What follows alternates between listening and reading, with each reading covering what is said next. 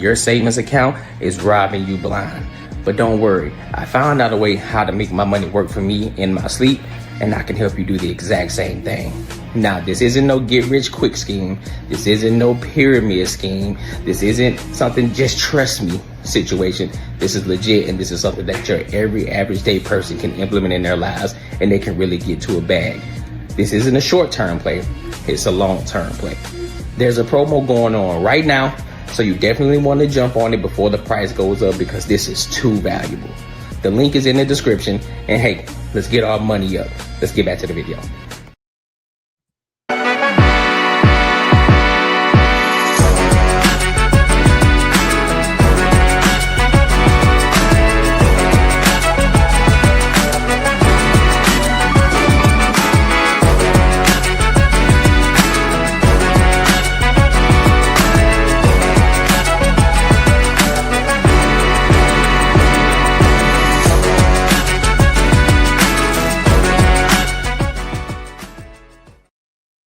What's the word? What's the word? What's good with y'all? How y'all feeling? Welcome to another show, one of the dopest shows on YouTube where we talk about everything under the sun. As long as we get back to the money, real conversations, and real solutions. I'm your host, Courtney Edgar. Listen, we got some fire topics tonight. We got a lot of topics today, actually. We got a lot of things to cover, man. So make sure y'all lock in with your boy. Go and get your drinks. Go and get your popcorn. But before you do that, make sure you like, comment, and subscribe for the algorithm. And make sure you hit the bell notification. The reason you want to hit the bell notification is because it pushes the content to reach more people that want to come over here and kick it with us.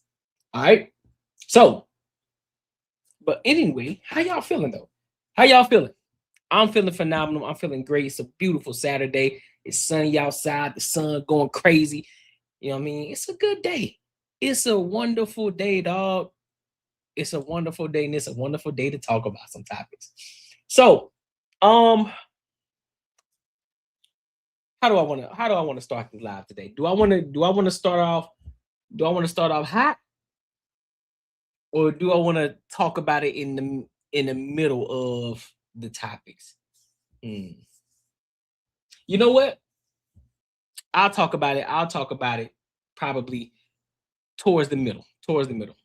I'll talk about the main topic towards the middle. But first, I want to go ahead and get into this first topic of tonight. I want to talk about Kristi Noem. And she just got fired from her position as hold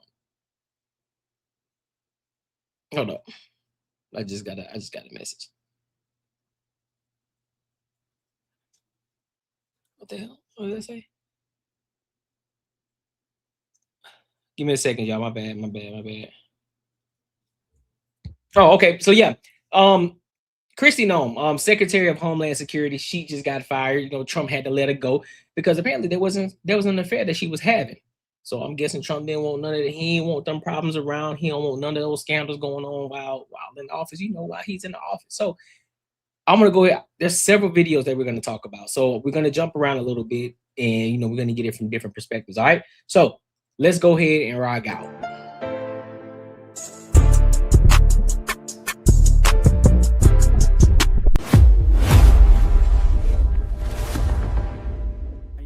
Congratulations on the record. I believe you have a policy, Madam Secretary, that you have to approve all contracts at your department over $100 million. No, sir. I have a policy in place that I review contracts. My deputy chiefs have the ability to review anything under 5 million. Above that, I evaluate and look at. Okay. And you do that, I understand, to try to curb waste and abuse of taxpayer money. Is that right? Yes, sir. In fact, it's been extremely effective. We've saved the taxpayers over $13.2 billion just by evaluating contracts, negotiating lower ones, and canceling ones that aren't necessary to do our duties. How do you square that concern for waste, which I share, with the fact that you have spent $220 million running television advertisements that feature you prominently? Sir, the president tasked me with getting the message out to the country and to other countries where we were seeing the invasion come from, with putting commercials out that told them that if they were in this country illegally, that they needed to leave, or we would detain them and remove them, and they'd not get the chance to come back to America the right way. That has been extremely effective. Ask you to run these advertisements, is that right? We had that conversation, yes, before I was put in this position and sworn in and confirmed, and since then as well. Okay. Did you bid out those service contracts? Yes, they did. They went out to a competitive bid, and career officials at the department chose who would do those advertising commercials. And the people that you ended up picking were people who had formerly done your political work back in South Dakota. Is that right? No, that's not correct, sir. I think it is. No, it's not, sir. The individuals who, I believe the careers who they chose were two different media firms. There's been conversation about their subcontractors, but we have no legal authority to look into subcontractors on work like that. Okay. And you're saying that you're testifying that President Trump approved this ahead of time. Is that my understanding? We had conversations about making sure that we were telling people. No, ma'am. I'm asking you, sorry to interrupt. But one thing about politicians, boy, they ain't gonna never answer a question straight up. And they ain't gonna jump around like a motherfucker. They are not gonna answer a question straight up. But the president approved ahead of time you spending $220 million running TV ads across the country in which you are featured prominently. Yes, sir. We went through the legal processes, did it correctly, Did the president worked know with you were going to do OMB. this? Yes. He did. Yes. Okay. And one thing, Senator, I think would be helpful to know is how effective that communications has been. That Well, they were overwhelmingly. effective in your name recognition. I mean, I personally just, I mean, to me, it puts the president in a terribly awkward spot. And I'm not saying you're not telling the truth. It's just hard for me to believe, knowing the president. Yeah, he basically telling her, like, I don't believe shit you saying. You said, Mr. President, here's some ads I've cut, and I'm going to spend $220 million running them, that he would have agreed to that. I don't think Russ Vogt at OMB would have agreed to that. It's something we have to defend. I'm on the Appropriations Committee. My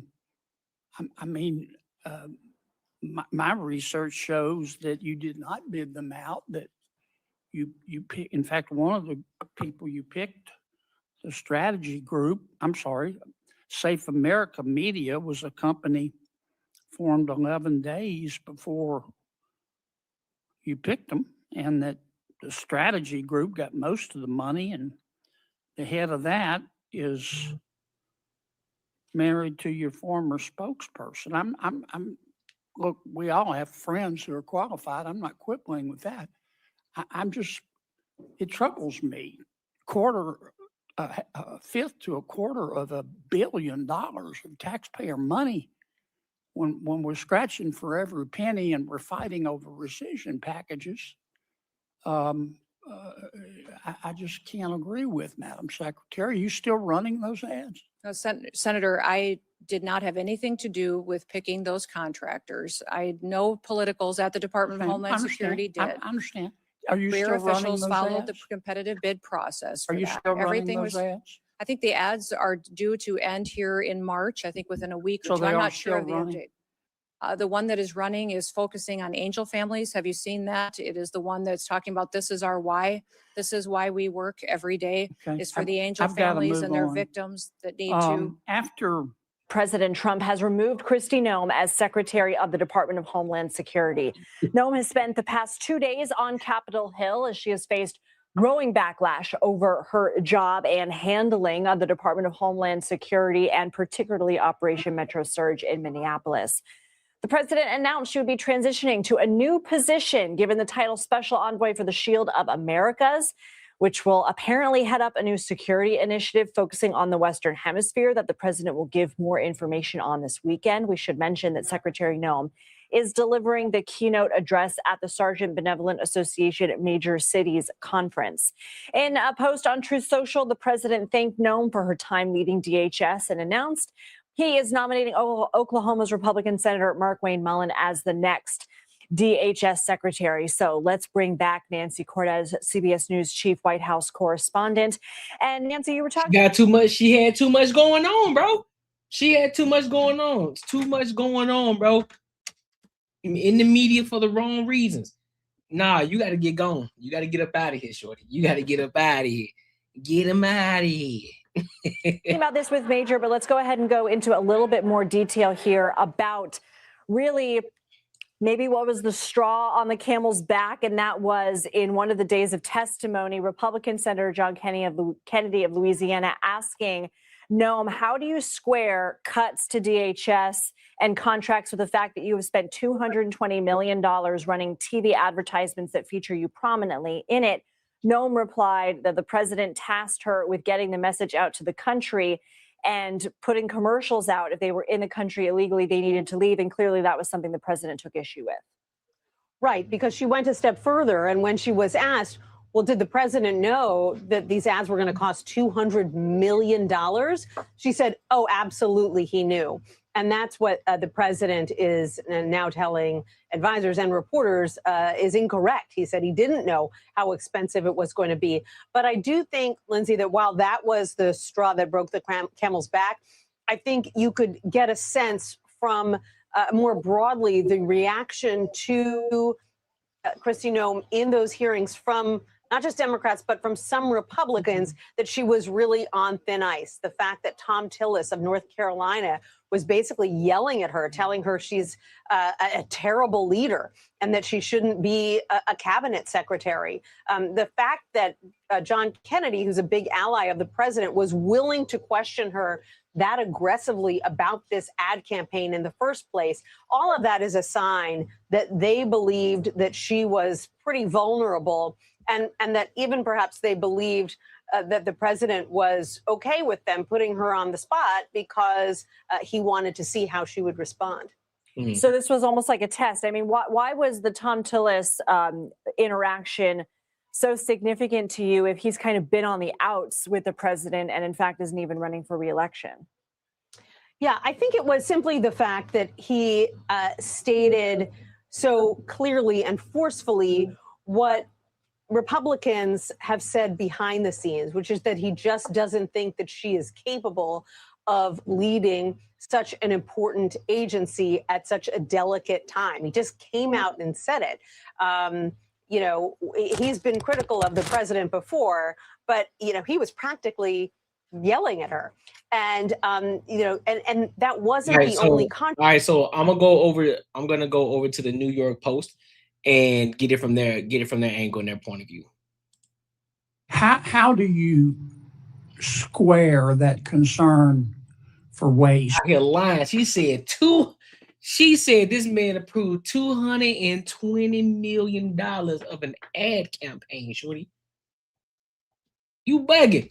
Which I share. Mm-hmm. With the fact that you have spent $220 million running television advertisements that feature you prominently. Sir, the president tasked me with getting the message out to the country and to other countries where we were seeing the invasion come from, with putting commercials out that told them that if they were in this country illegally, that they needed to leave, or we would detain them and remove them, and they'd not get the chance to come back to America the right way. That has been extremely effective. Ask you to run these advertisements, is that right? We had that conversation, yes, before I was put in this position and sworn in and confirmed, and since then as well. Okay. Okay, let's go We have some breaking news, and this comes a day after a difficult couple of days on Capitol Hill in both the House and the Senate for Kristi Noem, the Homeland Security Secretary. She is being replaced. Senator Mark Wayne Mullen is now going to take over her job. The president making the announcement on Truth Social just a short time ago. He writes, quote, "I am pleased to announce that the highly respected United States Senator from the great state of Oklahoma, Mark Wayne Mullen, will become the United States Secretary of Homeland Security effective March 31st of this month, of this year. The current Secretary, Kristi Noem, who has served us well and has had numerous and spectacular results, especially on the border, will be moving to be special envoy for the Shield of the Americas, which is a new security initiative in the Western Hemisphere that they're announcing on Saturday at Doral in Florida. The president says, I thank Kristi for her service at Homeland. So this comes amid reports that the president was none too pleased about the advertising campaign money that came to light during these hearings, Sandra. And so just in the last 24 hours, we've heard a lot of rumors that Mark Wayne Mullen may be tapped for DHS. And now it appears the president has made that decision, and that's going to happen at the end of the month. Yeah, there was some reporting leading up to this that this could be the case. No confirmation had been made by the president himself until now, but there was reports of frustration inside the White House over some of the actions taken on the part of Kristi Noem. Looking at the announcement, though, and looking at the touting President Trump does of Mark Wayne McMillan's record, 10 years in the U.S. House of Representatives, 3 in the Senate. The president says he's done a tremendous job with the people of Oklahoma. As the president pointed out, somewhere he did very well. So obviously this is breaking news just now. President Trump making the formal announcement that that DHS Secretary Kristi Noem will be replaced, John. Will, and also the president taking note of Mark Wayne Mullen's status as a former undefeated professional MMA fighter, also the only Native American in the Senate. Let's bring in Jackie Heinrich. Talking about getting accused of having an alleged affair.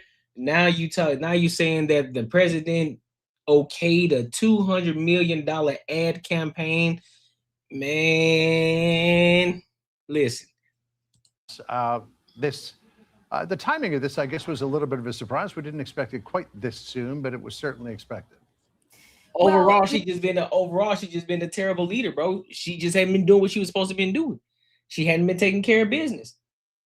It is what it is, bro. You ain't taking care of business. You ain't aligning with the program.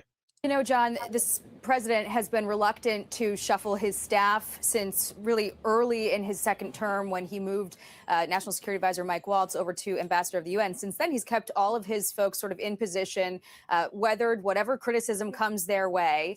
And Kristi Noem, the DHS secretary, has faced a turbulent period in the last few weeks amid the fallout, the response to the ICE deportation campaign in Minnesota, some public statements that she made. And then most recently this week, her testimony on Capitol Hill, there were reports that her defense of her campaign, her ad campaign, $200 million in spending that prominently featured her sometimes on horseback, claiming that the president, according to these reports, had approved of that. Listen, when you become a liability, when you aren't a part of the program, when you're doing things behind my back without coming to the big dog first and making sure that I okay everything, and you think you taking things into your own hand, you taking the liberty and making decisions without the big dog, this is what happens. You get the boot. You get the boot. That's what happens. And this is the situation, because there was growing pressures of her getting pushed out anyway, because listen, her leadership was questionable. Especially, with the ICE situation and everything that was going on, everybody had their opinions about that. They had their thoughts about what was going on, what should have happened, what couldn't happen, all this extra shit. But at the end of the day, she was making a lot of decisions, and then just the straw that broke the camel's back is this $200 million ad campaign for immigration. Like, nah, you gotta go. You doing too much. You doing too much, and then I didn't okay this shit. You gotta go, dog. That's a violation. That's a violation. You got to get gone. Reportedly upset him. He wasn't happy about giving the impression that he had sort of authorized that amid this broader administration effort to root out fraud. So she's being moved now into another role. The special envoy for the Shield of the Americas, a new security initiative in the Western Hemisphere that they're announcing on Saturday. The president's been, defensive of Kristi Noem for the last several weeks as she's faced questions about her ability to carry out her duties. He regularly pointed to the success closing the southern border, the fact that there have been no illegal immigrants caught and released into the interior of the U.S. for several months, the fact that overdoses and murders are at historic lows, and pointed to those successes to sort of boost her up and defend keeping her in place. But it seems like that testimony on Capitol Hill might have been a turning point. There were also some reports that FEMA funding that was stalled suddenly came through after questioning. And so this is a rapid development, of course, and something we didn't expect until potentially after the midterms. This is a strange time for the president to make that major of a shakeup. But there was, sort of the writing on the wall after he elevated Tom Homan, his border czar, to take a more prominent role in the ICE deportation campaign. It's well reported that there's been a long-standing rift between Homan and Noem about how this should be handled, sort of the firmer approach versus the softer touch that Homan went in and sort of cleaned up amid all of that public scrutiny over what transpired in Minnesota. Of course, the policy still stands. The president's policy and the goal of deporting any illegal immigrant in the country and certainly prioritizing those who are guilty of crimes does still stand. But the president faced questioning about how much he wanted to defend her. And it seems in the past few weeks that that patience might have worn out. Facts.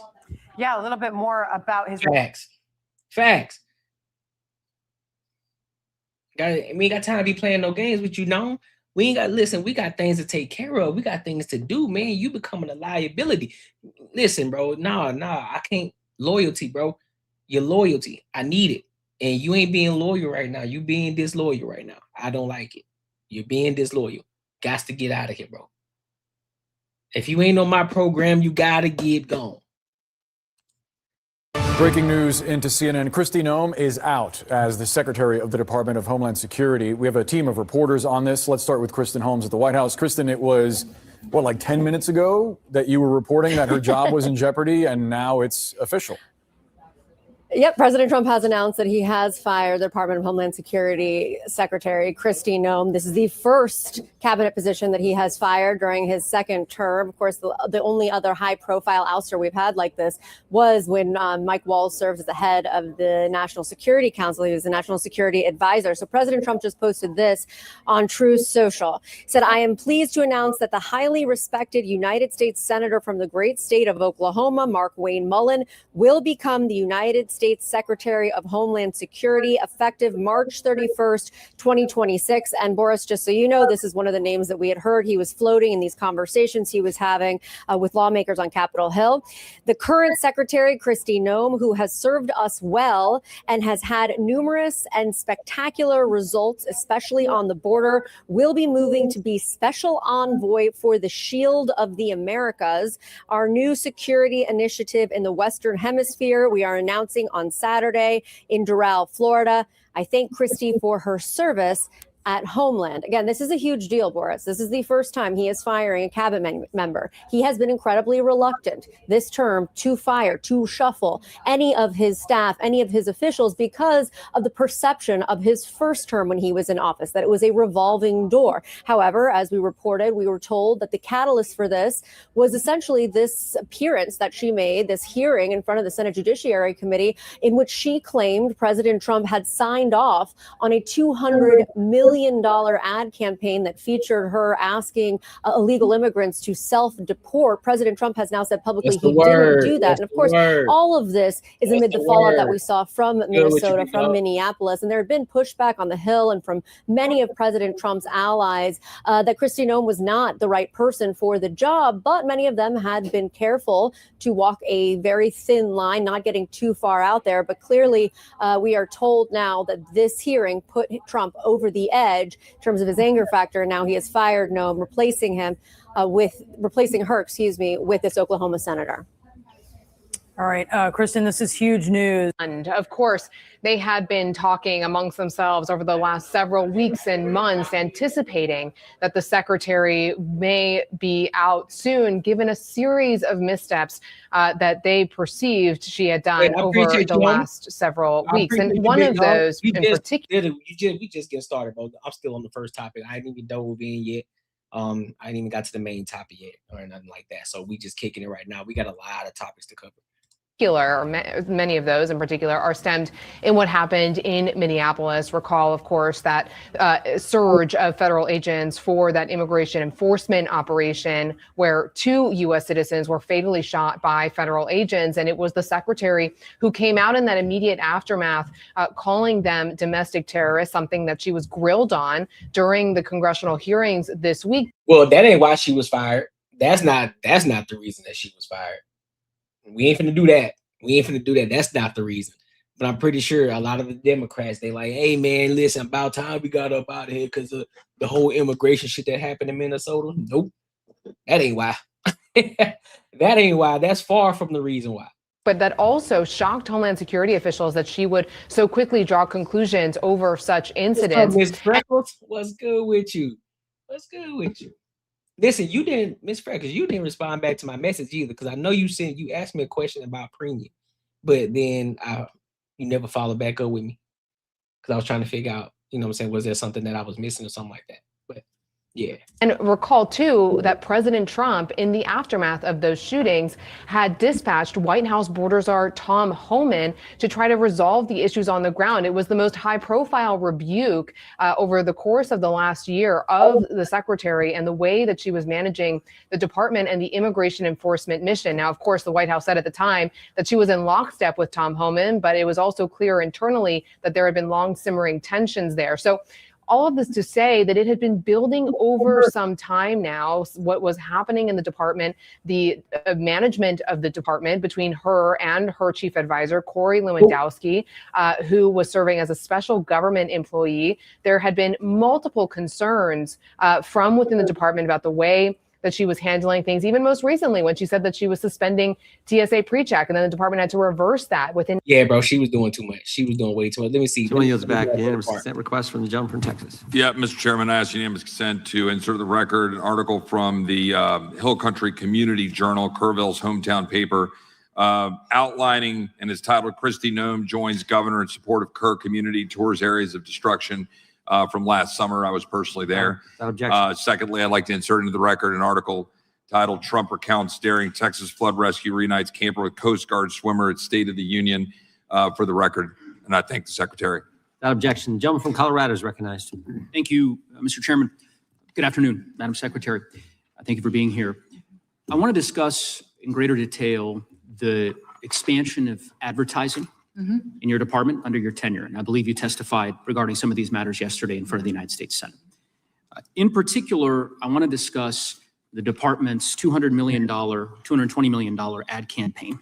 This is the ad campaign that featured you at Mount Rushmore. You're familiar with this ad campaign, correct? I am familiar with it. It was an ad So campaign that was. I'm going to ask you some questions about it, Madam Secretary. So as I understand it, this is a $220 million ad campaign. It's split between 2 contractors. One of those contractors got $143 million. That contractor is called Safe America Media, correct? Correct. Okay. That company is affiliated with a former political director of the National Republican Congressional Committee. Now, yesterday you testified, I think I'm quoting you right, you said, quote, or in reference to this contract, that, quote, it went out to a competitive bid. Do you stand by that statement? It was a no bid contract where 2 vendors were. It was a no bid chosen. contract. If it would have been a no bid contract, if I'm using that correctly, it goes out to 2 different vendors. So are we saying, so what I think I'm hearing here is Kristi Noem pocketed some of that money? Is that what I'm hearing? Did Kristi Noem pocket some of that money? The alleged $220 million. The last $220 million that she say that Trump okayed. Correct. So it was not a competitive.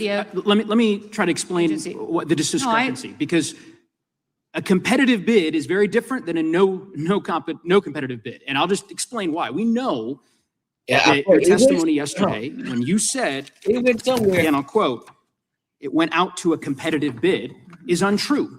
The reason we know it's untrue is because under federal law, your agency is required, whenever the agency decides to skip competitive bidding, to file a notice with the public explaining why. And in this case, your agency filed a notice. You're aware of that, right? Justification and approval for other than full and open competition. Your agency made a decision not to proceed with competitive bidding, and one of the contractors that got the award was this Safe America Media Company that received $143 million. Shit. Many vendors got the chance. That's probably why McLaughlin left too. That's probably why she wanted to get up out of there. And she had to go ahead and get up out of there at the time that she did. She probably knew some shit was coming up. She probably knew what was going on the back end. She's like, listen, I don't want to be tied to this shit. Let me get up out of here. Let me get gone. And then maybe a month or so? Now Kristi Noem is under fire? Okay. To look at that contract and to participate in it. So that is why the two of them were that's chosen. inaccurate, Madam Secretary.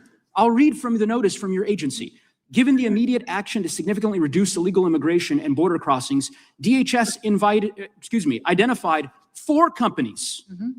4 of the hundreds of thousands of companies in the United States, you identified 4. One of those is this Safe America Media Company. Where is Safe America Media headquartered?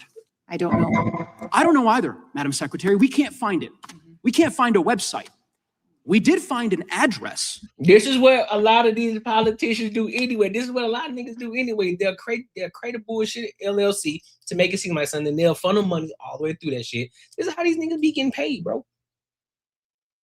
That's how these niggas be making multi-millionaires. They be starting their own businesses, then they funnel money talking about, yeah, we need a grant of X million dollars. Boom, we're gonna take a little bit off the top. Boom, funding it through this LLC over here, which is they ain't doing number funding themselves. Now they can't find the media. Listen, I just looked it up. Safe America Media. I just looked the shit up. I don't see nothing on it. Only with the news shit. And mind you, it's $143 million that's unaccounted for. Boy. That's registered for this company. Do you know where that address is? Is there a problem with this contract? I'll tell you about it. Madam Secretary, the address is registered to a political operative. Madam Secretary, the company, and then I'll give you an opportunity to respond. The company is registered to a political operative in Virginia. Do you know, just by way of example, whether this company that received $143 million in taxpayer dollars, has it ever done work for the government before? I don't know. I can't. The answer is it has not. What you mean you don't know? If you're funneling, hold up, time out. What you mean you don't know, Kristi? What are you talking about? Money's going through. What are you talking about? What do you mean you don't know? You don't know. So you telling me you can't account for where these dollars are going? Which, might I add, is taxpayers' dollars. You telling me you don't know where this money is going, and who is going to, and who this money is contracted out to? And do you know why we know that? Because it was incorporated 8 days before this contract went out. You want the American people to believe that this is all above board? Yes, that $143 million of taxpayer money just happened to go to this one company that doesn't have a headquarters, doesn't have a website, has never done work for the federal government before, and is registered apparently or attached to a residence from a political operative. And of course, one of the subcontractors of that contract, as you know, is a political firm that's tied to you back when you were governor of South Dakota. The reason why I ask these questions is that this is taxpayer money. And I presume, I don't know this for a fact, but Senator Tillis noted yesterday the way in which your agency is blocking the Inspector General from 11 different investigations that it is trying to conduct. I don't know if this happens to be one of them. I certainly hope it is, because eventually the facts will become public in this regard. And there are serious laws implicated, conflict of interest laws, federal procurement laws that I believe All merit. followed, all done correctly, What was all it? done All done legally. correctly. 14 billion impressions from that via- marketing campaign. Sure. It was money spent in this country and in 8 different countries that illegal migration was coming from. Madam Secretary, Overwhelmingly yeah, effective. we all $9 understand the argument that you've billion. made, that somehow this ad campaign on Fox News of you at Mount Rushmore has led to millions of people self-deporting. You're Why do you- using why do you think that millions they of did dollars of self-deport? Had they taxpayer not money known? in this way. It is fraud, and ultimately, I think there's going to be accountability. And I yield back. Can I speak to the IG? That's exactly. See, I'm telling you, that's why Trump getting rid of. He's like, listen, bro, I don't want no bullshit going on around me. We trying to make America again. If you ain't on this program, if you ain't being loyal to what we got going on, you got to get gone. I'm just trying to figure out what this $143 million is accounted for. We know where it went. It went to Safe America Media LLC, which Kristi Noem is tied to as a subcontractor. All right. And mind you, this ain't the first time that happened. This shit constantly goes on both sides. So even though I voted Republican, right? I'm not blind. I'm not blind to the fact that there's still a lot of fraud going on both sides. There's a lot of shiesty motherfuckers. Real talk. And 9 times out of 10, that's why a lot of them become politicians anyway, because they understand that they can use taxpayers' dollars to funnel money through these LLCs, these contracting businesses. But somehow, when push comes to shove, it's like, okay, well, how come we aren't doing what we supposed to do? Where was all this money? This $200 million, this $300 million that was contracted for us to do X, Y, and Z. Where the fuck is that money going to? How? Where's this money going to? So, yes, you can be quick. The IG has been told repeatedly, in writing, verbally, on the phone, that he can have access to anything at the Department of Homeland Security. He can. He doesn't need my permission to come and brief members of Congress on the Hill. He just needs to provide a scoping memo, which is what. Yeah, get ass up out of here. We don't need that. We don't need fraudulent bitches in here. We don't need that. We don't want that. We trying to make America again, and we can't have people holding us back, stealing money just for their own gain. Nope, we ain't doing it. Get him up out of here. Get him up out of here, dog. We ain't got time for none of that shit. You hear me? Boy, it's out the mud. We got Rashad McCown. Get him up out of here. But listen, make sure you like, comment, and subscribe for the algorithm, and make sure you hit the bell notification. So I want to go to, before I do, make sure, listen, guys, super chat goal 100, cash app goal 50. You know what I'm saying? If you want to invest in the platform, be sure to do so. Also, if you haven't joined the Discord, the link is in the description as well. Definitely tap into the Discord. So we got a growing community. If you want to become part of the Earn Circle, that is where you want to be. All right. So I want to go to this next topic. Let's talk about Dillon Brooks in this DUI situation. Because mind you, this shit happened yesterday. In my city, Scottsdale, Arizona, out here in Arizona. It happened out here. Out of all the fucking places where you can get a DUI. But we're going to get into it. So let's go ahead and rock it.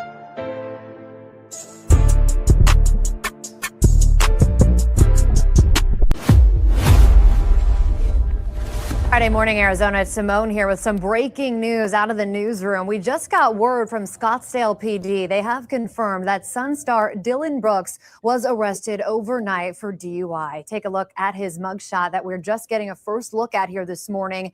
The 30-year-old was arrested for suspicion of driving under the influence in Scottsdale early this morning. It happened just south of Thunderbird Road on Scottsdale Road at around 1 o'clock in the morning. Scottsdale police say they pulled him over for traffic violations, and after an investigation, they say he was placed under arrest. That happened at about 1:30 for suspicion of DUI. He was then taken to the Scottsdale City Jail and released after the booking process was complete. We're told that was around 3:30 this morning. Ultimately, now charging is up to the city prosecutor's office, but authorities. Yeah, look at them eyes. You know a nigga drunk. Drunk and tired. You know it's somebody drunk, bro. You can just look in their eyes and tell them whole eyes red as shit. tell TMZ Brooks was, quote, respectful and cooperative before being released. As you know, he's been sidelined over the past few weeks with a fractured hand. So we have reached out to PD to get you more information. We have requested any possible body camera footage. We have also reached out to the Phoenix Suns for comment. This morning, a spokeswoman with the Suns tells us that they are, quote, aware of the situation involving Brooks and that they are gathering more information, adding that they have no further comment at this time. Colton and Tess will follow this one for you and will bring you any new updates as they come in. But I will say this. I will say this. I'm going to be 100% objective in this situation. First, let me say this. That's stupid, right? It's stupid considering the fact of the level of visibility that he has as an NBA player. You know, of course, he ain't no LeBron James, no shit like that. But the level of the visibility that he has. Being in Scottsdale, for those of you who've never been to Scottsdale, Arizona before, I need y'all to understand, you know, that's where the money's at. That's where the money's at, right? So the police is heavy over there. The police are heavy over there. Damn near on every block because they making sure they keeping it safe over there in that area, right? If you walk too fast, you might get pulled over. Dead ass. You walk too fast, you might get pulled over, dog. If you stumble too hard, bloop bloop, here come the police, and then your ass in court. So, but in all seriousness, though, bruh, it's 1 o'clock in the morning, fam. Where you going? Where you going at 1 o'clock in the morning driving?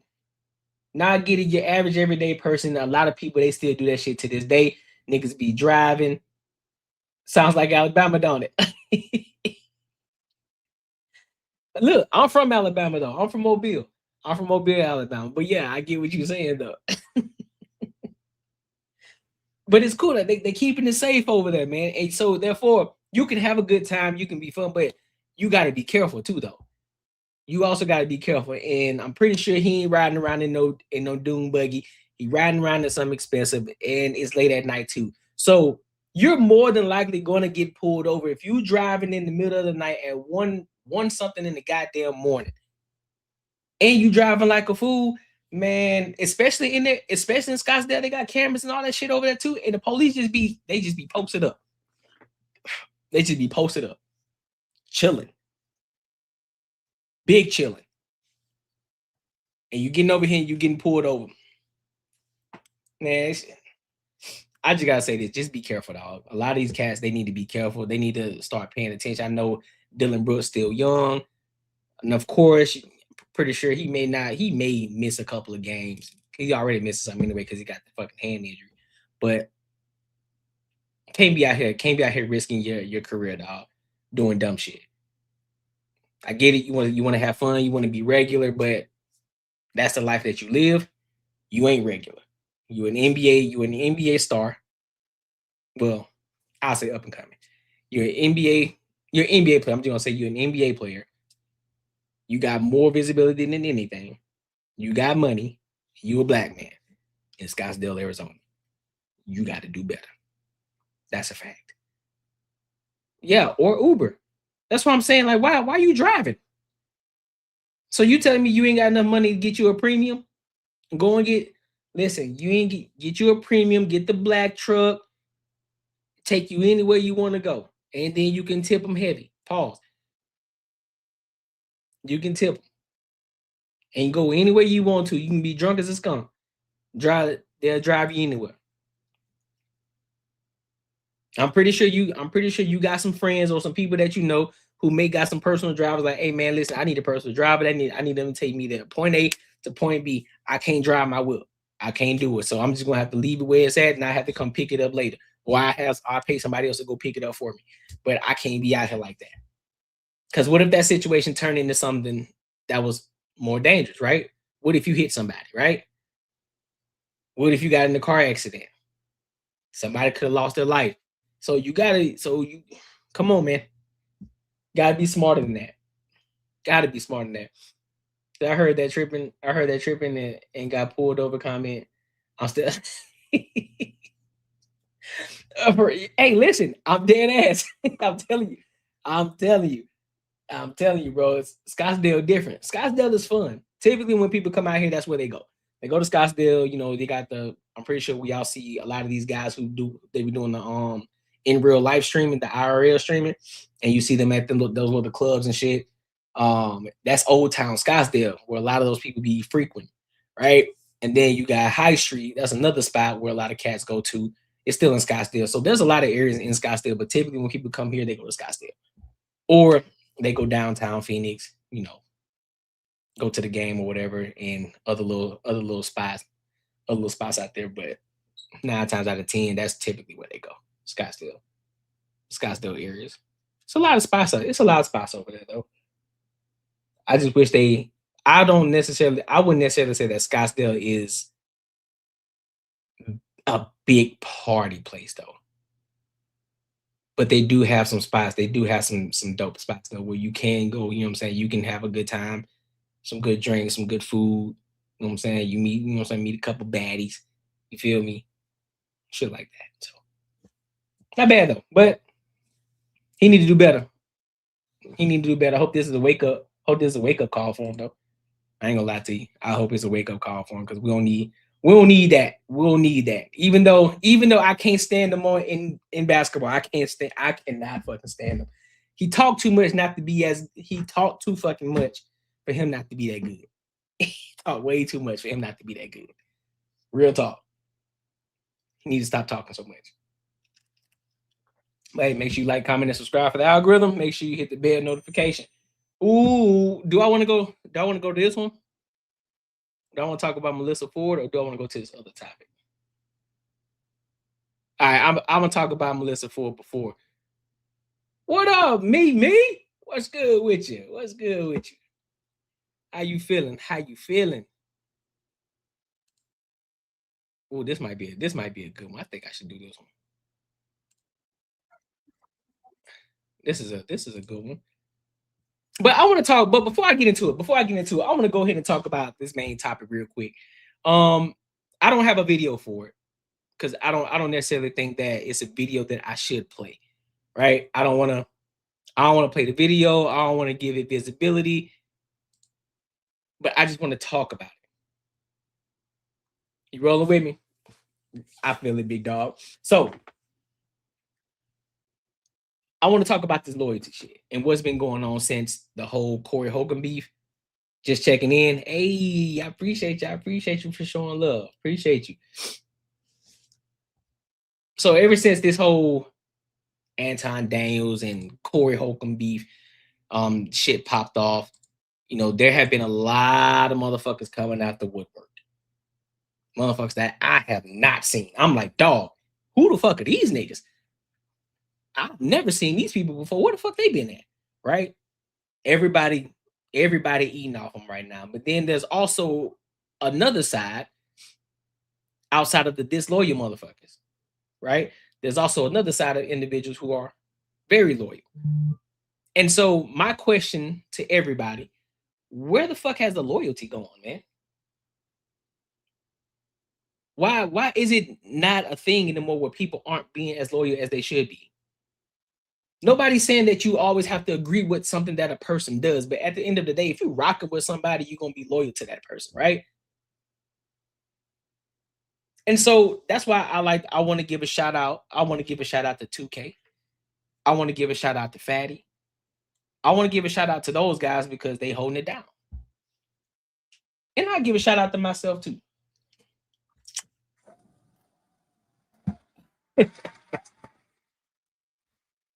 I'll give a shout out to myself too. Now, mind you, if somebody truly slighted you, I understand now you want to switch sides. But if nobody's never done anything to you, nobody's ever done anything in regards that really make you say, nah, I ain't fucking with this nigga no more.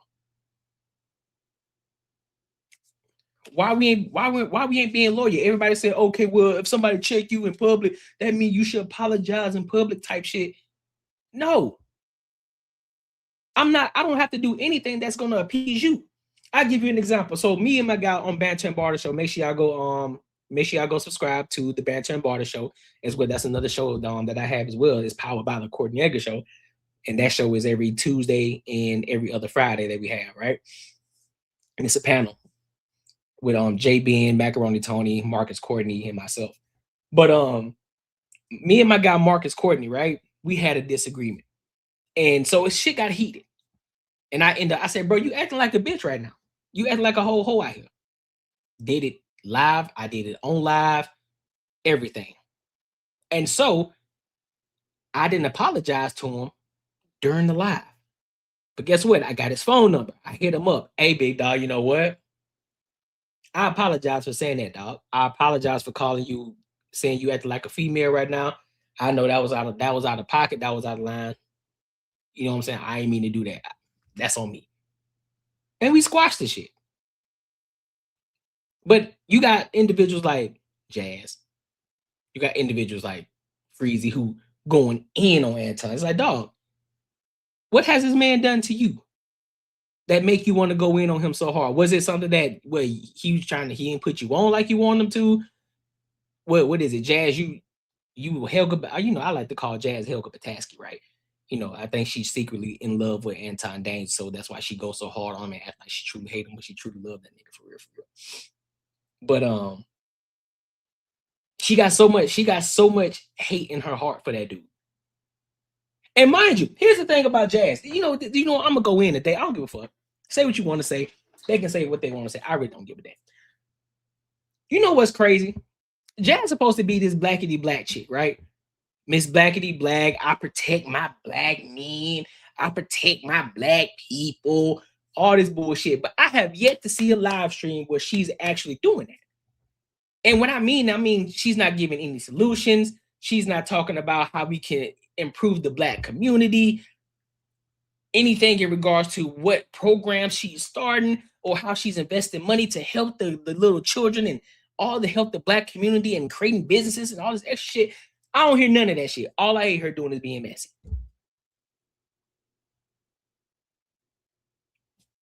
And then, mind you, she link up with the messiest nigga of them all. What's his name? House of Hypocrites? The nigga who alleged got 7 baby mamas or 7 kids or some shit like that. Now, if it's a lie, so now you can't trust this nigga because he just up here lying he just up here lying. So you can't trust this nigga either way. It's a lose-lose. And you aligning yourself with niggas like that. And then you got the nerve to go back and forth with 2K when he was on your shit. To go back because he stood on business, because he rocked with Anton, because he actually have conversations with Anton on the back end. Pause.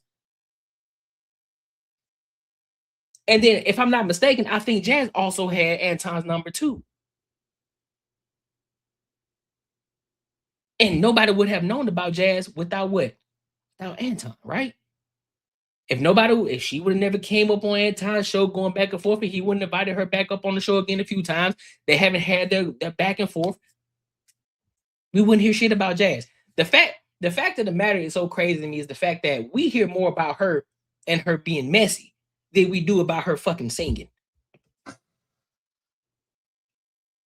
Make it make sense to me. You supposed to be a singer. How come is that we don't know you by your singing? We only know you by being messy and being extra. Make that shit make sense to me.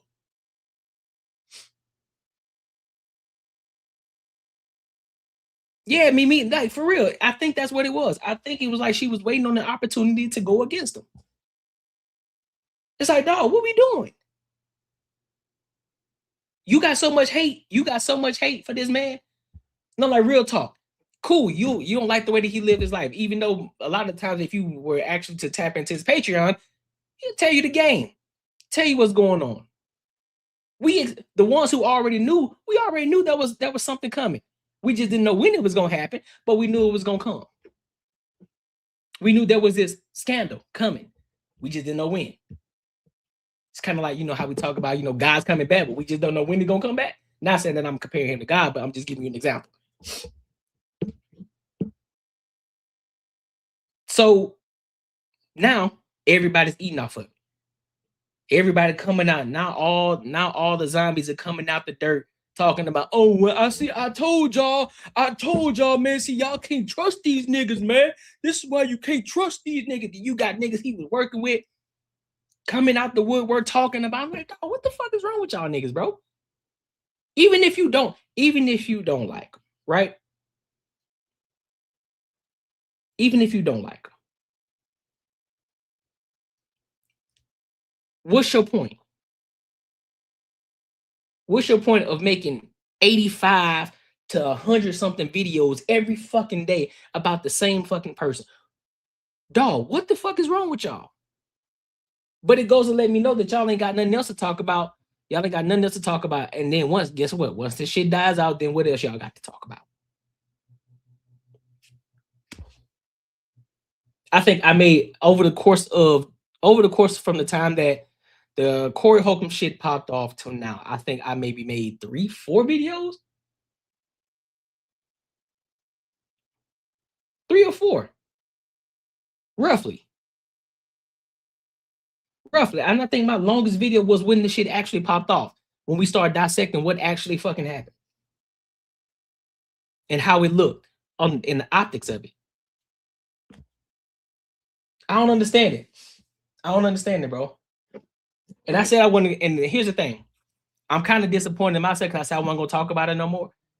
But I wanted to, because the reason I wanted to talk about this again is because of the whole Fatty and Ali, Ilkan Ali situation. They had this whole situation that popped up. Now, mind you, shout out to Fatty, but I don't know if they deleted. I don't know if he deleted his live stream that he just popped off with about the whole Mont and Ilkan Ali and shit. I don't know if he deleted it or they hashed things out. Hopefully they did hash things out because they've been cool for over 4 years now. But I pray that they hash things out and everything is cool. They get back to being the untouchables. They continue to keep running their bag up, continue to keep building that platform and keep doing great things. Because I think what they're doing is great. To be honest with you, I think I only had I had a couple of videos in regards to where I was disagreeing with Fatty and Ilkan Ali, but that was more so on them, on the way that they moderated their platform, right? But I got over that. But overall, I was rocking with their platform overall, right? And I always have. So shout out to Fatty. But where the fuck is his loyalty though? What happened to being loyal to people in public, right? 2K being loyal, and the fact that Jazz trying to throw shots, oh, that's your daddy. So first of all, bitch, and I got triggered off of it too when I was watching the shit when her and 2K were going back and forth, and she like, oh, that's your daddy.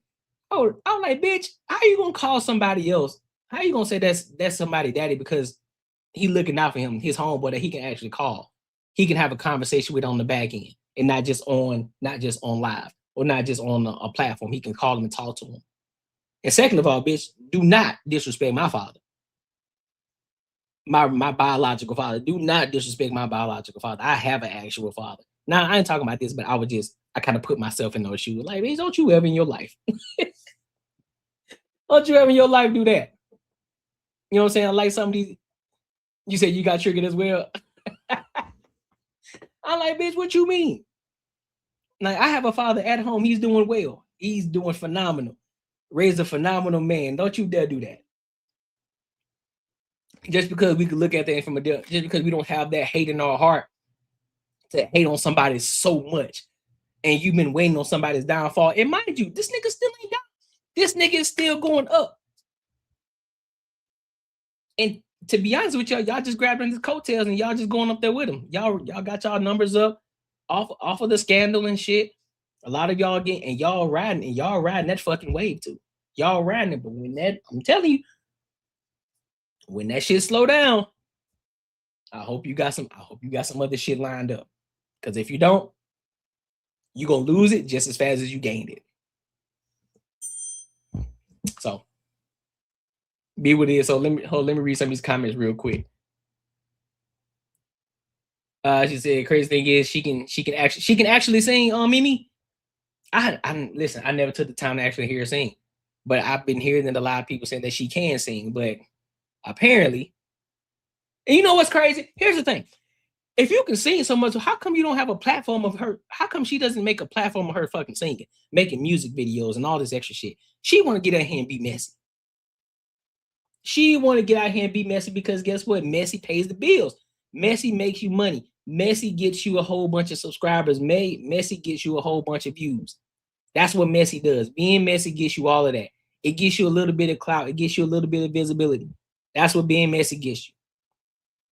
But that shit can only go so far. Because if you can't be entertaining throughout the entire process, guess what? It's gonna die down any fucking way. But hey, do your thing. Miss Ferg said there's nothing like focusing on your true talents. The problem comes when you try to force your way through a door that was never meant for you to, never meant to be open. And here's the thing. I said, listen, in the beginning, when I first saw that she made her when she first made her her subscriber count, her YouTube channel, right? I said, listen, if you're gonna do it, you might as well just lean into being the villain. But we weren't saying lean into being a villain just by talking about one fucking person. Not by one fucking person. Like y'all going wild. And I'm talking about she was eating that shit up like peanut butter. You hear me? Listen, people hate to be wrong. She was proven wrong every time she was on a panel. This is very, yeah, opportunistic. Yep, it was. When you talk more than you listen, then too hard to comprehend what actually happened right in front of you. Yep, facts. Your boy got 2 months straight video. Yeah, bro, told your boy freezing. 2 months, bro. 2 months straight videos, bro. Like, dog, for real? I couldn't even. No, I'm gonna be honest with you. I'm gonna be 110% honest with you. I personally couldn't make up a video. I post a video every single day. I personally could not make a video of this entire scandal and have a video set for every single fucking day talking about that shit. I could not. I do not have the capacity to do that. There's so many other things that's going on in the world in order for me to be sitting up here talking about that shit on a day-to-day basis. That is crazy.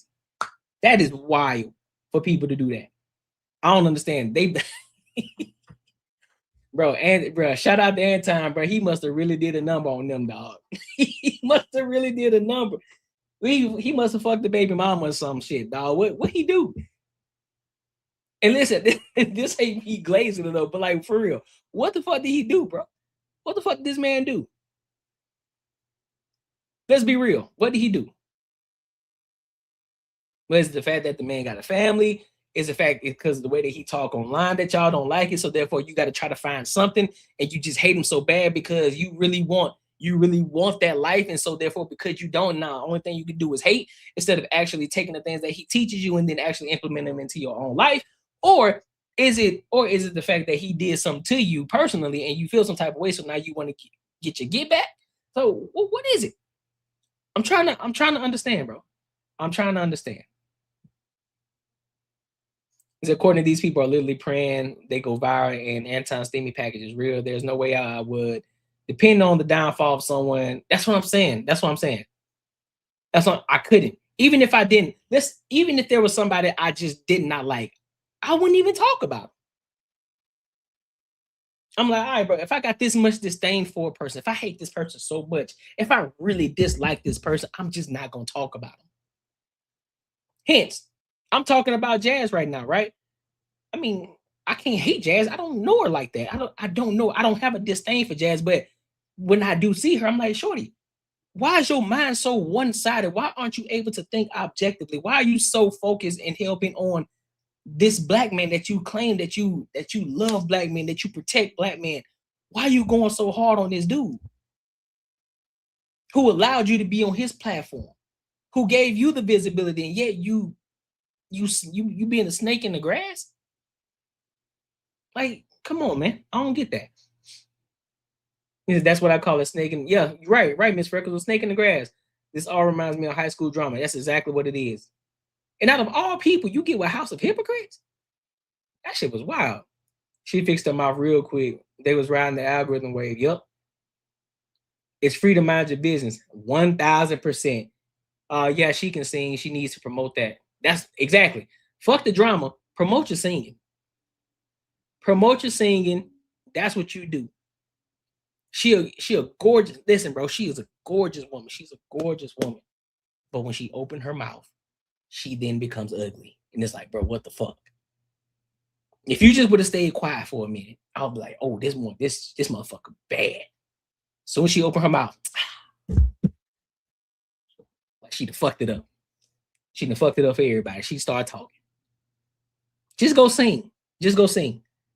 Fuck the you. Listen, you in the early stages of your YouTube and your YouTube journey. Stop talking about mess. Go sing. Use your YouTube platform to build. Go create some albums, create some songs. Let everybody rock out with you. Build your platform that way. Do that. She don't want people to find her. That's what she said. She don't want people to find her. I mean, I ain't gonna say. I mean, that's cool. Ain't nobody got to find her. She can sing in her house. She can use the same equipment that she using to be messy to sing. She can use the same exact equipment and sing, make videos. She can literally get on this bitch and make a whole thing of her singing different songs and promoting her voice. If I could sing, that's all I would do. Someone would need to muzzle me for it. That's what I'm saying. Be singing about everything. Be singing about drinking in the red cup, singing about every actual thing, and then I'm talking about being extra too. Ooh, yeah.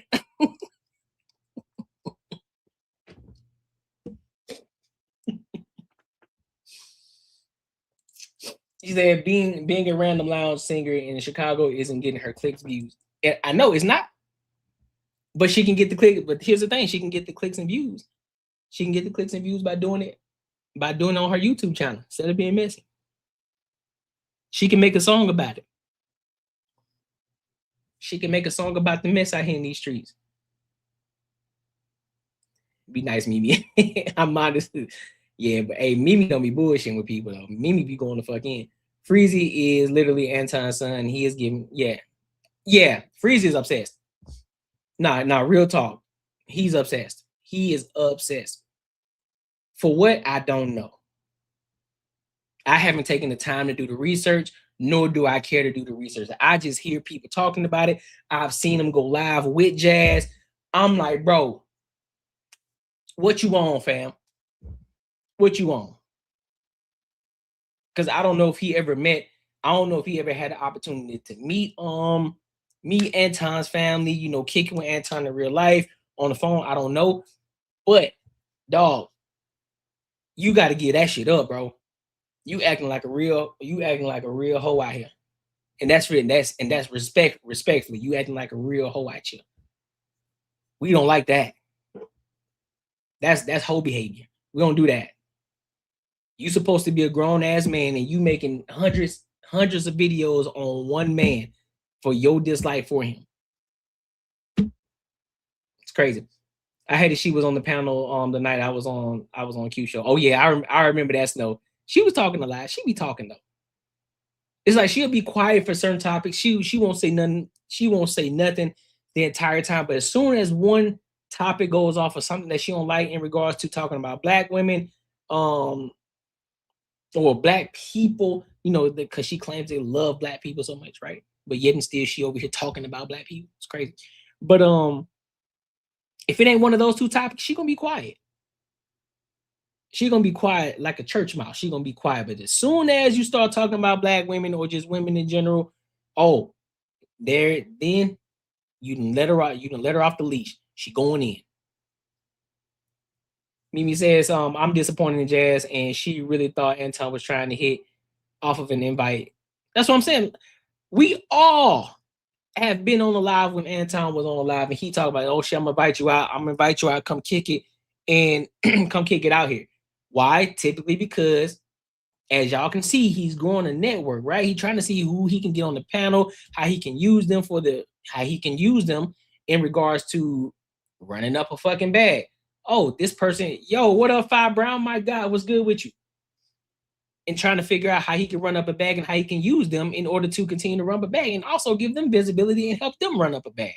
But she's so focused on, oh, why you talk like this online? Don't you got a wife? Don't you got kids? See, I can't stand men like this.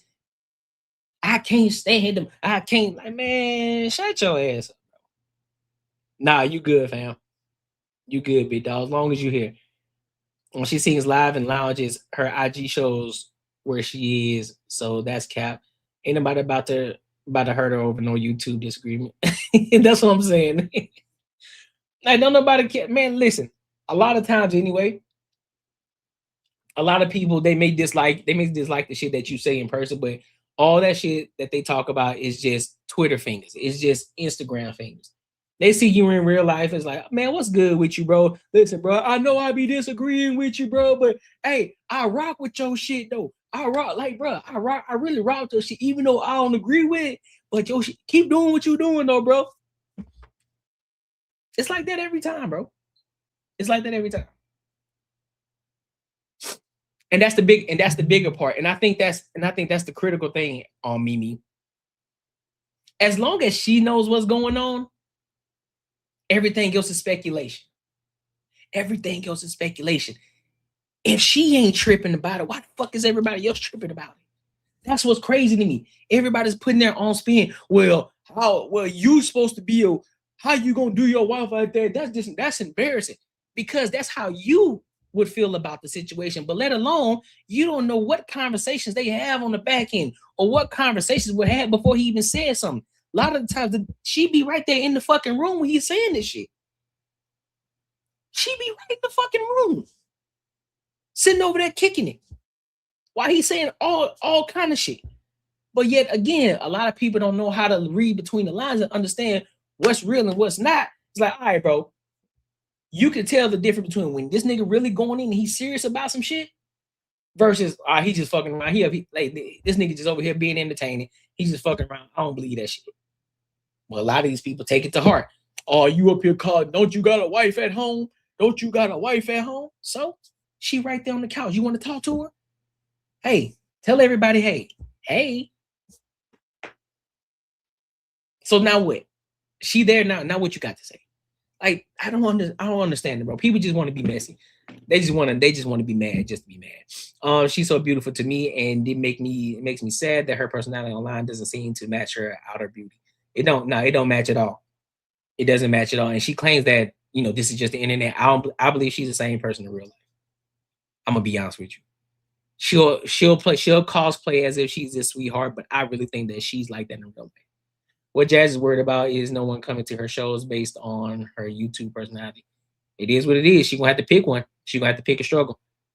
Struggle to grow her platform as far as singing, or struggle to grow her platform in being messy. Because yeah, she may be growing fast right now, but that shit gonna slow down if she ain't got no other topics to talk about.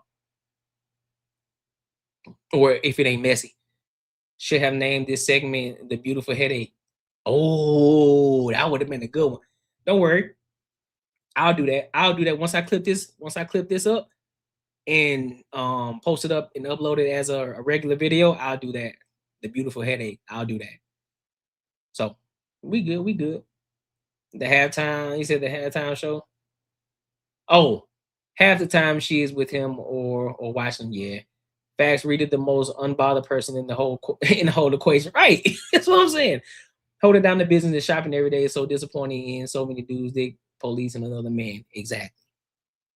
When we started, that's what I'm saying. When we started dig police, like when we started doing that, why you worry about what another nigga got going on?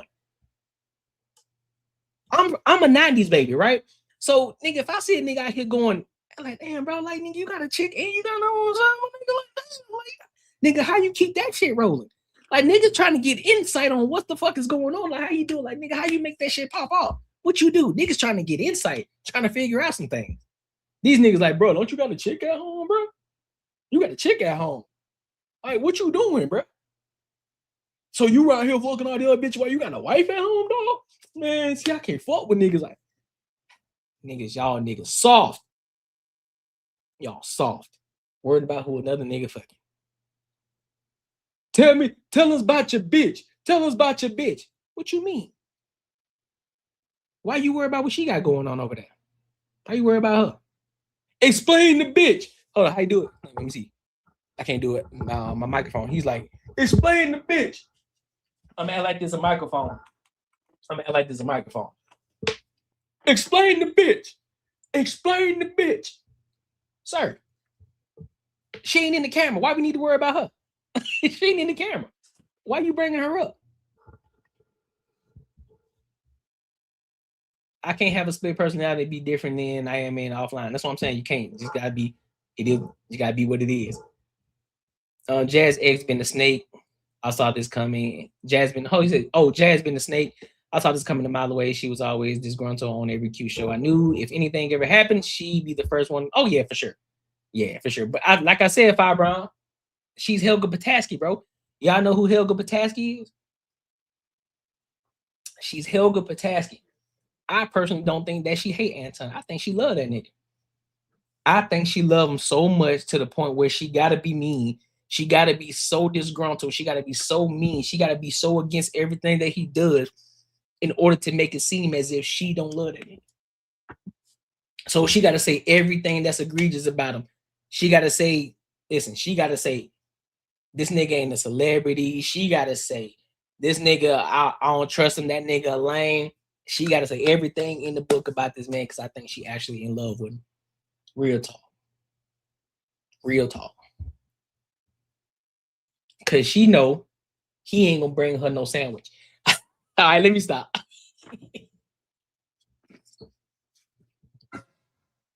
I'm done. I ain't talking about it no more. I'm done, bro. I'm done. I was just bullshitting on the last one. I was bullshitting on the last one. But I had to get that out, bro. But again, shout out to 2K. Shout out to Anton. Shout out to Fatty.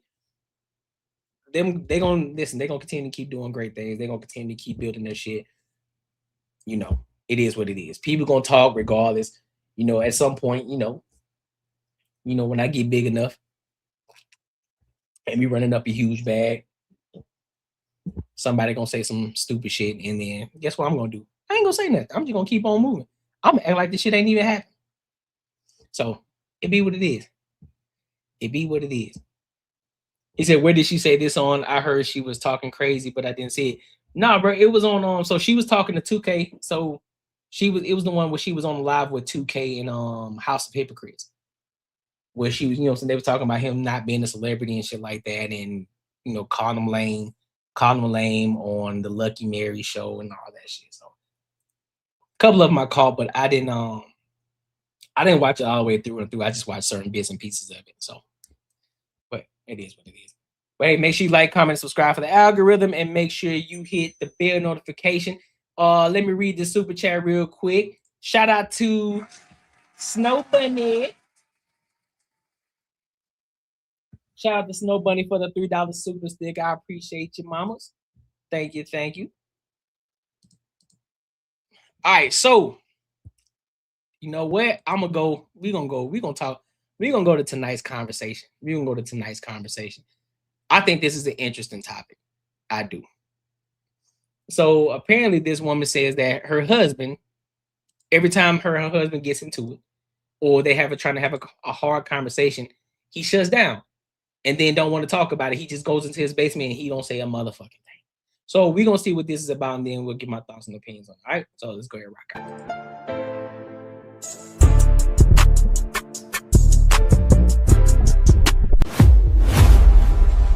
Is it normal for a married man to retreat to solitude when conversations get tough for months? What's happening in that solitude? He will go into the basement. And you'll have no interaction during that time? Not even 2 words.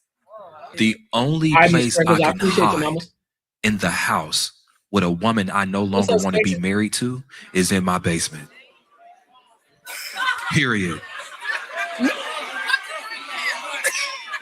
You ready for the next question? Because when a man is in the house and he does not want to talk to the person he lives with, it is a problem. We're going to go to childhood. We're going to go to all these different things, but maybe his problem is you. You lucky that we almost that we. No, I'm just saying. Sometimes that nigga. Yes. Now she said that he was in there for months. Yes. We're not going to excuse that because we as women don't get a chance to lock ourselves in a basement for months and not be able to talk to you. Yes. We still have to show up as a wife, right? I still got to show up as a wife, as a confidant, as a friend, as a therapist, as a cook, as a sex slave, and everything else. I got to show up, right? I can't sit and play on games for no months. Exactly. So therefore, y'all men need to get that under control. When your wife is talking to you about a tough conversation and a concern, stop hearing it as white noise and hear it as a woman that God assigned to you and treat her the way that you're supposed to treat her. So we're not going to keep on excusing this. We're not going to be telling women it's because he don't want to be married to you no more. It's because he has not developed the capacity that he needs to develop. That is his responsibility. Y'all want us to play therapist and show y'all how to be men in these relationships. Figure it out. No. Clap it up. I love it. Clap it up. Clap it up. How to communicate. Figure it out. Yes. I agree with you, which further drives my point home. It sounds like that man quit. And a lot of times men don't leave the relationship. They quit on it so you leave. Because guess what that allows me to do? What kind of conversation we have? Blame her when she leaves. Bullshit. She broke up my family. She took the kids. She this and she that. I get to not be the bad guy because I made you leave because I quit. I stopped fighting. I stopped trying. I stopped arguing. I stopped communicating. I didn't want to go to therapy. I went to the basement and I waited for you to get fed up enough to leave me. Because when you leave me, I get to cry to my friends and say, she don't understand me. It's not a safe space. Hey, listen. Hey, fellas, in the chat. Y'all be crying to y'all homeboys and telling them what she ain't doing for you or what she is and ain't doing for you. Y'all be doing that? Like what he talking about? Y'all be doing that? I'm just curious. I'm just trying to figure something out here in this whole conversation. And it gives me that sympathy card. I'm telling you, I know somebody that's quitting on a relationship when I see it. And everything they said just further highlights my point. A man that cares just a little bit would say more than 2 words to you. Yeah. I don't believe that. I'm gonna be 110%. I gotta go back. Maybe I missed something because I don't believe that shit at all.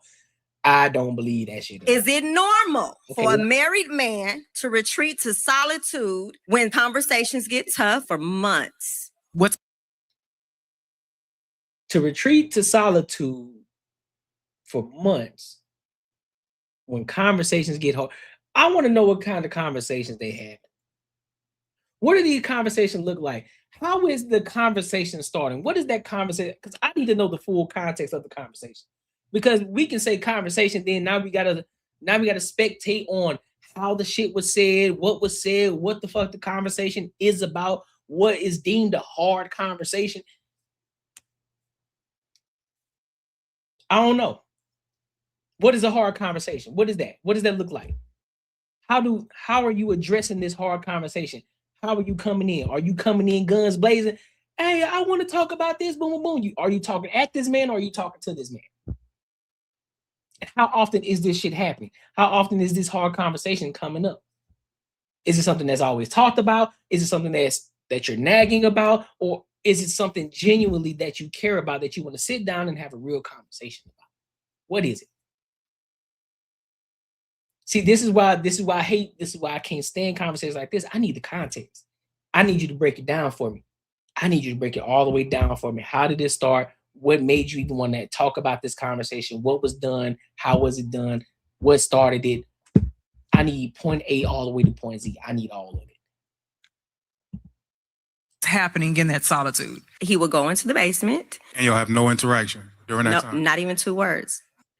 You have no interaction. So he goes into the basement for months. You telling me this man goes into the basement for months because of a hard conversation? I find that hard to believe. I don't think that's the case. I don't think that's the case at all. I don't know a man right now that could be, especially if you talking about a wife. I don't know a man, nor do I even know a woman who would even allow her man to be gone for months in a basement and not say a word. Not a word, not a word. Not even 2 words. Yeah, I don't believe this shit. She making up shit now. It's probably some shit. This nigga was quiet for a day or 2, or maybe this nigga went down the basement for a couple of hours, ain't said shit to her for a few hours, because maybe he was trying to cool off. Maybe it was because he was trying to process everything and then he's gonna come back later and didn't have the conversation.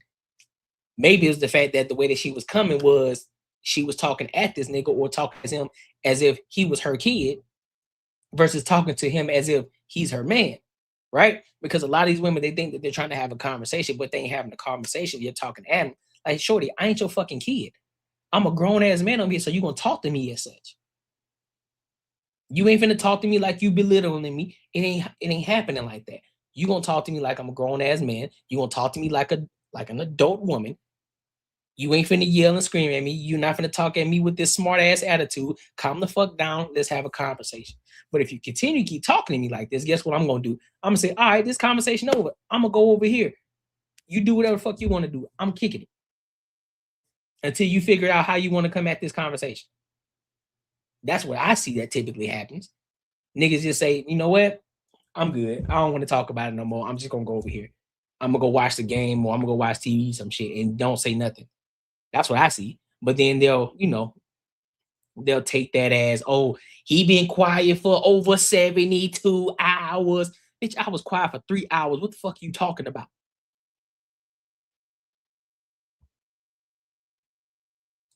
The only place I can hide in the house with a woman I no longer want to be married to is in my basement. Yeah. Period. You ready for the next question? Because when a man is in the house and he does not want to talk to the person he lives with, it is a problem. We're going to go to childhood. We're going to go to all these different things, but maybe his problem is you. Yeah, the problem may be her, but I don't think typically if a nigga ain't trying to talk to the woman, he'll just leave the fucking house. I'm going to the basement. He'll leave the house for a little bit to cool off before he fucking snap and put ass between the washer and dryer. He might do that. Before he pin ass up to the wall like Mekhi Phifer did Nia Long in Soul Food. You know what I'm saying? You lucky that we almost that we. No, I'm just saying. Sometimes that nigga. Yes. Now she said that he was in there for months. Yes. We're not going to excuse that because we as women don't get a chance to lock ourselves in a basement for months and not be able to talk to you. Yes. We still have to show up as a wife, right? I still got to show up as a wife, as a confidant, as a friend, as a therapist, as a cook, as a sex slave, and everything else. I got to show up, right? I can't sit and play on games for no. Man, your ass is not cooking every day. You ain't showing up as a sex slave every day. Nobody want to hear that shit. Nobody want to hear that bullshit that y'all spewing. A lot of y'all ain't showing up every day like that. No, you are not. You ain't topping them off like you supposed to be topping them off. You ain't throwing that thing back like you normally would. No, nigga, I don't want to hear that. Last time you threw it back was on his birthday, and that was damn near 8 months ago. Come on, shorty. You lying. Then you got kids, your house. You got more. If you got more than 2 kids, if you got more than 1 kid, to be honest with you, your house ain't always clean. So I know you lying. The house ain't always clean. Mind you, and nobody saying it's filthy, you got roaches, but you know what I'm saying, you got little things all over the floor like toys and shit like that, right? So you cleaning up from time to time. I'm pretty sure this nigga's helping too. He's helping where he can. He's helping washing the dishes because most niggas they actually do help wash the dishes from time to time because he's like, all right, bro, she over there cleaning up, you know what I'm saying? Let me get up and let me go do something. Let me go wash the dishes. You gonna help out a little bit. Boom, I'm gonna go do that. If it's more than 1 kid, guess what? He taking care of the kids too. You ain't only doing that. Why y'all always acting like y'all out here doing this shit by y'all fucking self when y'all in the house? As if y'all stay at home moms. Stop acting like that. Stop acting like that. You do it because you enjoy doing it. Enjoy doing it. And a lot of times y'all motherfuckers just be doing it just so that way you can keep score. You do it so you can keep score. Oh, I'm always doing this. You ain't doing. Really?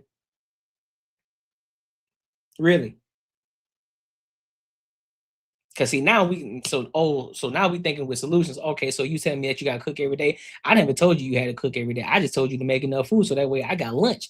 I got lunch to take tomorrow. And then that way you ain't gotta keep cooking and we ain't gotta spend a lot of money. Just make enough leftovers, make enough so that way we can have leftovers tomorrow and I can take some for lunch too. So you ain't gotta cook every day. I'm looking out for you, so you ain't gotta worry about slaving over the fucking stove. Or guess what? You can wash the dishes while you cook. So therefore, when you get done cooking, the dishes are clean and wide, so you ain't got to worry about it. So maybe once we get done eating, you only maybe have 1 or 2 dishes instead of a pile of fucking dishes.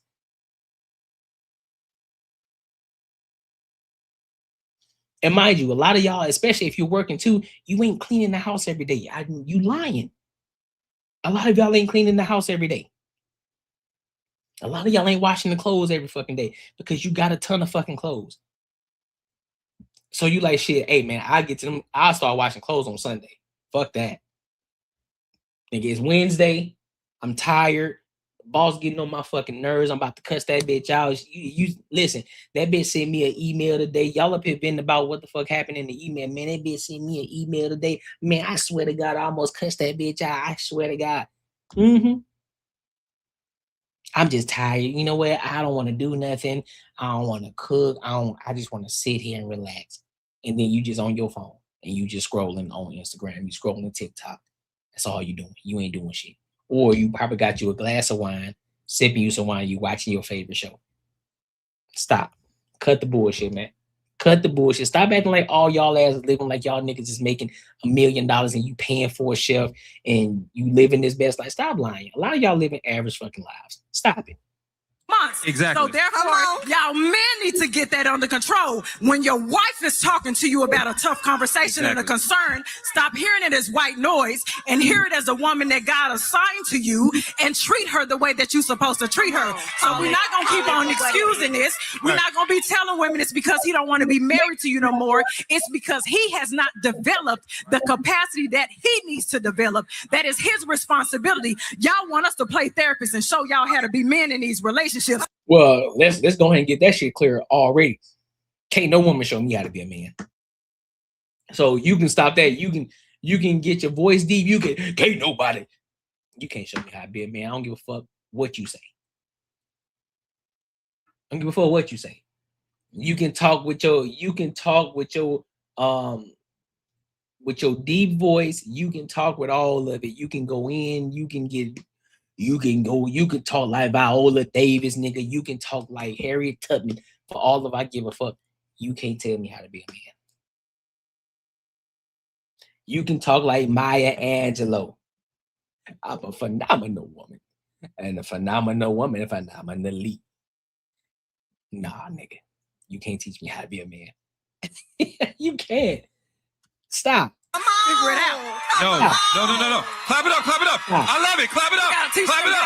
See OG right here? OG like this. Listen to this bullshit. Look at OG. He ain't made a move. He's still sitting there just like this. Man, it's some bullshit. Fuck she over here talking about.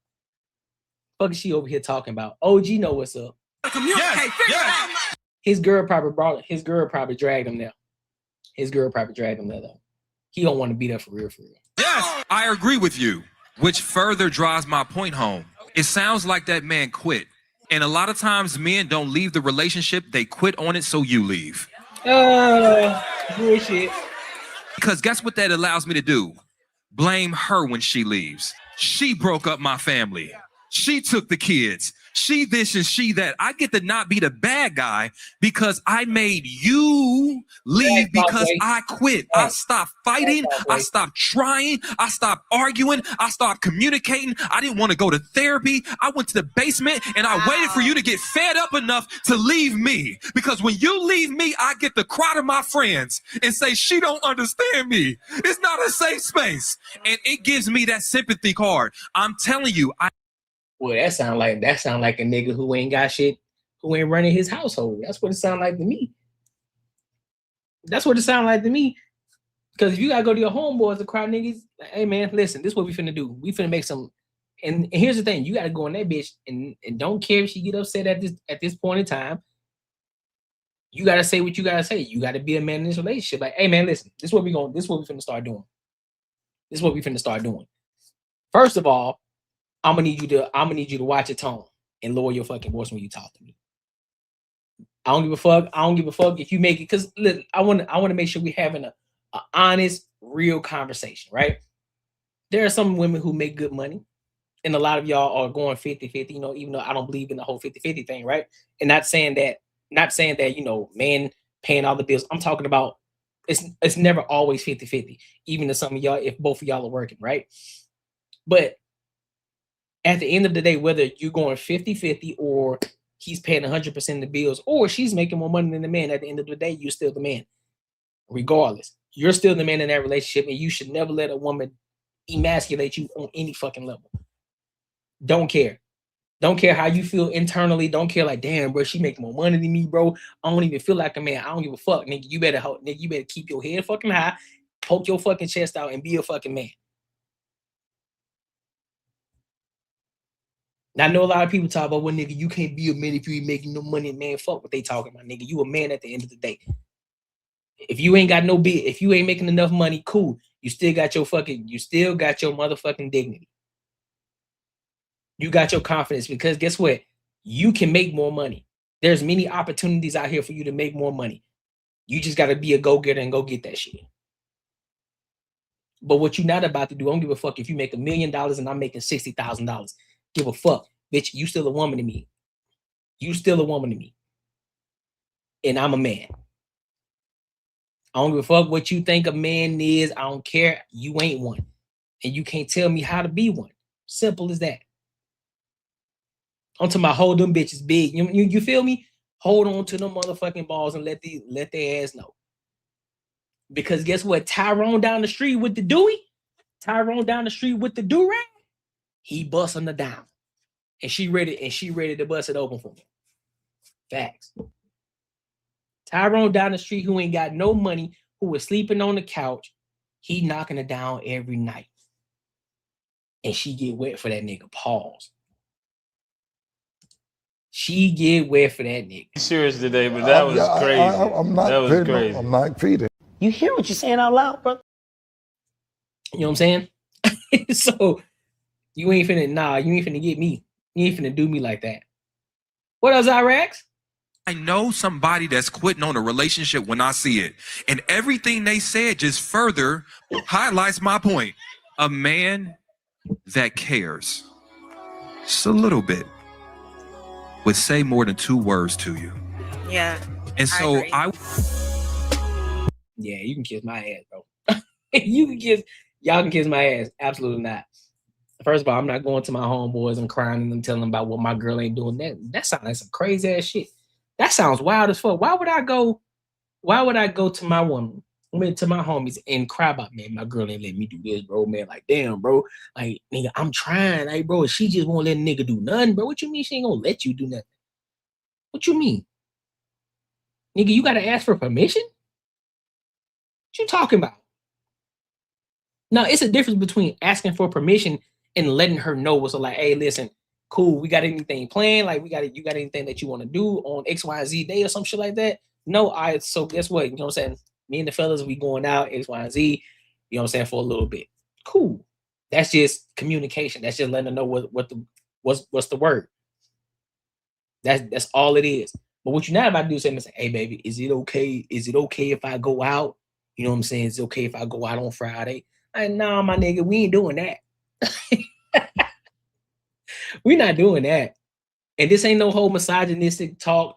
It's just what it's like, nah, I'm a grown man, but I am understanding enough and I am grown man enough to communicate this information to you, let you know that I'm finna do this, but I'm making sure I'm checking in to make sure that you didn't have anything planned, because I don't know if you had anything up your sleeve or something that you may have wanted to do. And if so, I can just reschedule, because I believe, I also believe in, being fair as well and compromise. I was like, all right, cool. You already had this plan. I bet. So, look, hey, fellas, listen, Shorty already had some plan. She already had some pre-planned, dog. So we're going to go do that. But listen, we can reschedule. We can schedule for next Friday, though. So I can already, so we can already put it on the schedule. That's why you should always have a schedule, right? Put the shit on the schedule and we good for next Friday. Cool? 9 times out of 10, the fellas like, all right, bet, let's do that then. And a lot of times niggas like, shit, nigga, I would have preferred next Friday any fucking way. Cause shit, I got that new check coming in, taxes coming in, shit, yeah, bet, yeah, let's do next Friday. I prefer next Friday anyway. Easy work. So yeah, but make sure you like, comment, and subscribe for the algorithm, and make sure you hit the bell notification. Let's read some of these super chats. dog. Yeah, you right, man. Making money is me, man. 10 years, man, you're gonna have matching Benzes. 10 years? I think more like 10 days, man. 10 days. Shout out to Zyrex for the $3. I appreciate you. Appreciate you showing love to the platform. You know what I'm saying? You always showing love. I appreciate you. Shout out to Snow Bunny Bag Chaser. She said, Zyrex, I'm going to match you. I'm going to match your energy. You throwing 3, I'm throwing 3. What we doing? Shout out to y'all, man. Y'all showing love today. I fucks with it. I fucks with it. I'm going to call JB out in a minute, though. Nah, I'm just fucking with you, dog. 10 days, baby. 10 days. Facts. 5 round 10. Which I know about Paid in Full. Listen, I need to watch that movie again. I don't know about y'all, but listen, let me ask y'all a question, fellas. Do y'all get inspired by the drug dealing movies?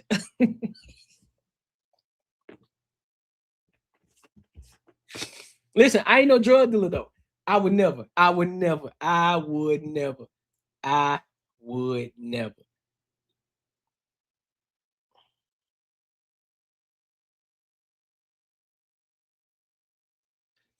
I'm just saying, do y'all ever get inspired? Do y'all ever get inspired by, you know what I'm saying, by these drug dealer movies? I know I do.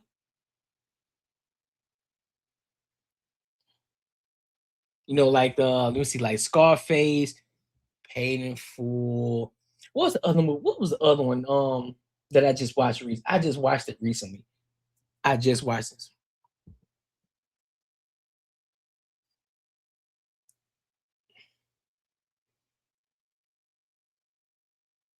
Damn, what the fuck was the name of it? Oh, let me see. Let me go back into my history real quick, because I was just watching the movie when I was working the other day. Hey, for those of y'all who like to watch movies while y'all working, YouTube is the way to go. They got a lot of free movies on that bit. Get Rich or Die Trying. That's a good one. I need to watch that one. Y'all ever seen Contraband with Mark Wahlberg? That's a good movie. I think that's a good movie. No, not this one. Where is it at? I just watched it. It was with old boy who said, if you support ICE, you can unfollow me. He's a celebrity. I forgot his name though. Deuces. Y'all ever seen the movie Deuces? I fucks with Deuces. Deuces is a good movie. I like Deuces. I like the movie Deuces. If y'all haven't seen it, I'm big on like low budget movies. I ain't gonna lie to y'all. I really like low budget movies, bro, because the storyline be good, but I can't stand the quality of it though. But the storyline is always good though. It's just like, damn man, if y'all could just fix this quality, bro, this shit'd be top tier. Where's it at? It is, what's the name of it? No, that's Django. I ain't talking about Django. The series on Pablo Escobar on Netflix, listen, the series on Pablo Escobar, man, I'm telling you, that shit was fire, dude. Dog, I be on it. All right, so here we go. I think, is that the one? It had something to do with New York. Was it Empire? Excuse me. Was it Empire? Is that the name of it? Empire?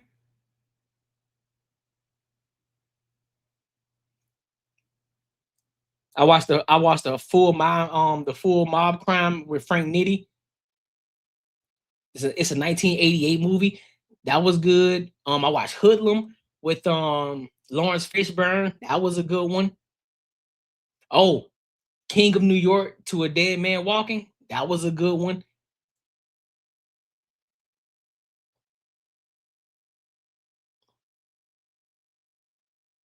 I really didn't like Once Upon a Time in Queens. It was cool, but it didn't hit how I thought it was gonna hit. Oh, where's the other one at? I know I'm close up on it. Where is it at? Because I ain't gonna hold you. It's kind of what it was one of those movies where, you know, the guy he starts off as a gangster. You know what I'm saying? You know, he come up in the hood, you know, selling shit, making his money, building his empire up. But then he gets to a point where it's like, listen, bro, I'm tired of doing this shit. I want to go into something legit where I make real money, so I got to keep looking over my shoulder. You know, the typical shit. You know, you got your homies who've been coming up with you. They're like, damn, bro, why you got to go this way? Why you got to do this? You know what I'm saying? We've been doing this for a long time. You know, then they part ways and they go against each other type shit. And then everything just kind of collapses in the end. But I like those kind of movies, but I like the journey. I like the journey aspect of those type of movies. Like, damn, that nigga really went and got it. He put in the work to get there. Now, if he would have done it the legal way, you know what I'm saying, he had to worry about all the other bullshit. But damn, where the fuck is it? It's been that long since I watched it. I think it's Empire, though. I think the name of the movie is Empire, though. Oh, here we I think no, that's Gotti.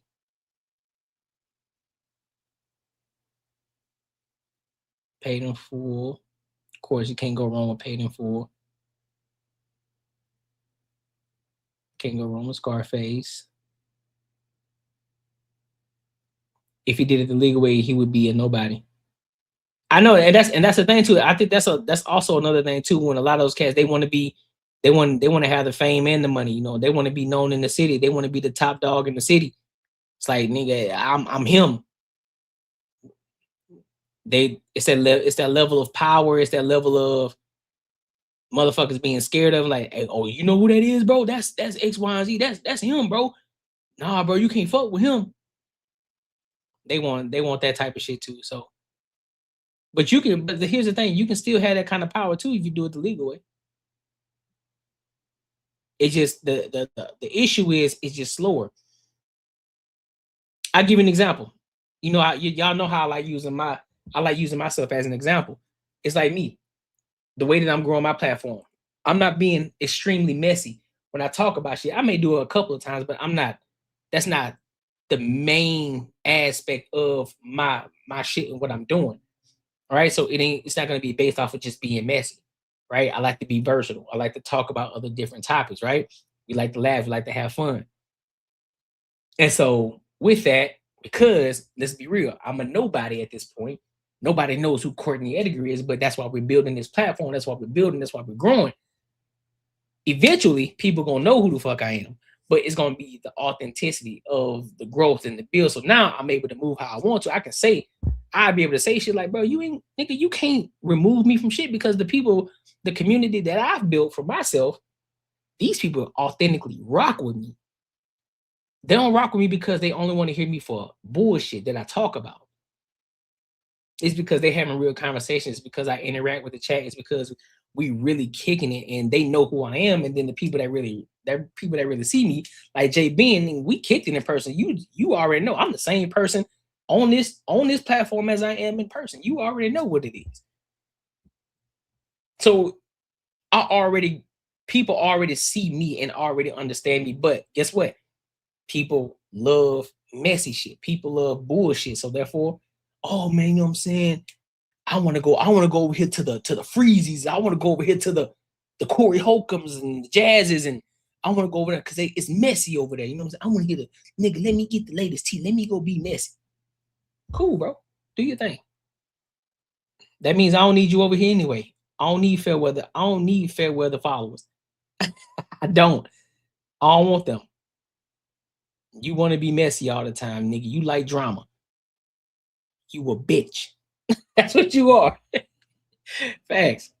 Man, I can't find the damn movie, dog. Let me see. Let me see. Empire. Is that it? Is that the one? God damn it. Y'all, this shit got me in the chokehold. Pause. Because I'm really trying to find this movie.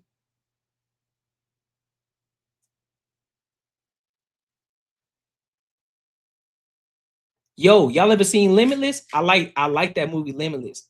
Limitless is a good movie. I like that. I like that. Yeah, that's the name of it. It's called Empire. That's the name of it. It's called Empire with John.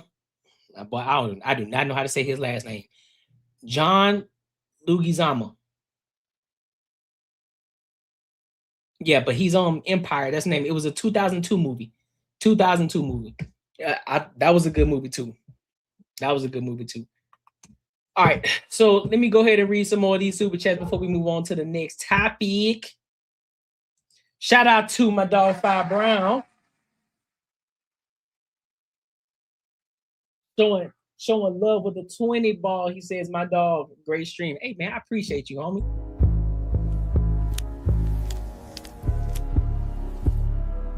That's top dog aura right there. Shout out to Snow. Listen, Snow ain't playing today.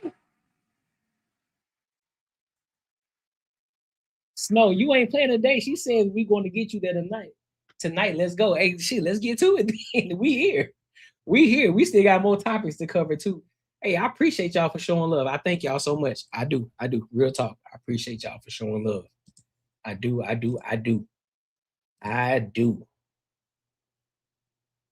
Yeah. Limits. Yeah, the peel. Yeah. The one with the peel. It does. Hold on, I miss some chats. Be ready to move Metroton. Yeah, Metroton. Yeah, facts. Get Rich or Die Trying is the one for me. Yeah, bro. I gotta watch that movie. I haven't watched Get Rich or Die Trying in a minute. I gotta watch that. American Gangster with Denzel. No, I'm sorry, not Denzel. It's Denzel with Denzel Washington. Yes. If he did it the legal way, Queen of the South went hard. Oh, I gotta see that. I never seen Queen of the South. I gotta see that. Slow build, slow grind, beats lightning, and they bottle any day. Facts. Sometimes that shit does. Sometimes I guess that's why you gotta have a stronger mind too. But it also builds character too. That slow grind, because it really humbles you. It's like, damn, bro.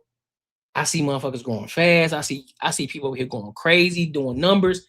But then again, once you start to dissect and see how they get in the numbers and how they're growing, it's like, I don't think I want to do that. I don't think I can keep up with that, because eventually you're gonna burn out. We ain't burning out over here. This is a long-term vision right here. This is a long-term vision. So the streets teach grit. A lot of those cats didn't learn grit until their back was fully against the wall. Look at Snowfall, for example. Franklin ain't really go crazy until folks had him. Hey, that's true. That's true. Because he had to get to it. It's like, oh, so y'all think I'm pussy over here, huh? All right, let me show y'all something. Once he seen what was capable of, he's then had the courage to be. Yep, that's true. 100 and you can also 100% of your brain. Yeah, bro, that shit. I also think it could be dangerous too. Using 100% of your brain, I think this world could be dangerous. Because we think it's dangerous now, but if everybody were able to use their 100% of their brain, man, I think this world would be dangerous. Even more dangerous than what it is. I think it would be even more dangerous. I'm going to be 110% honest with you. All right, so let's go ahead and go to this next topic. I want to talk about Melissa Ford, man. And so she's basically saying that high value men fucked her up. She's saying high value men is what fucked her up, right?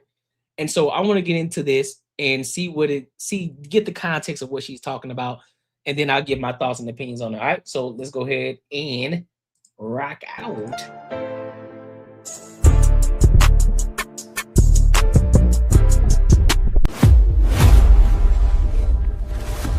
Oxytocin, serotonin, flooding my whole brain and face and skin. And it also made me understand or led me to the thoughts that I don't know if I've really had an intimate relationship with a man in my entire life.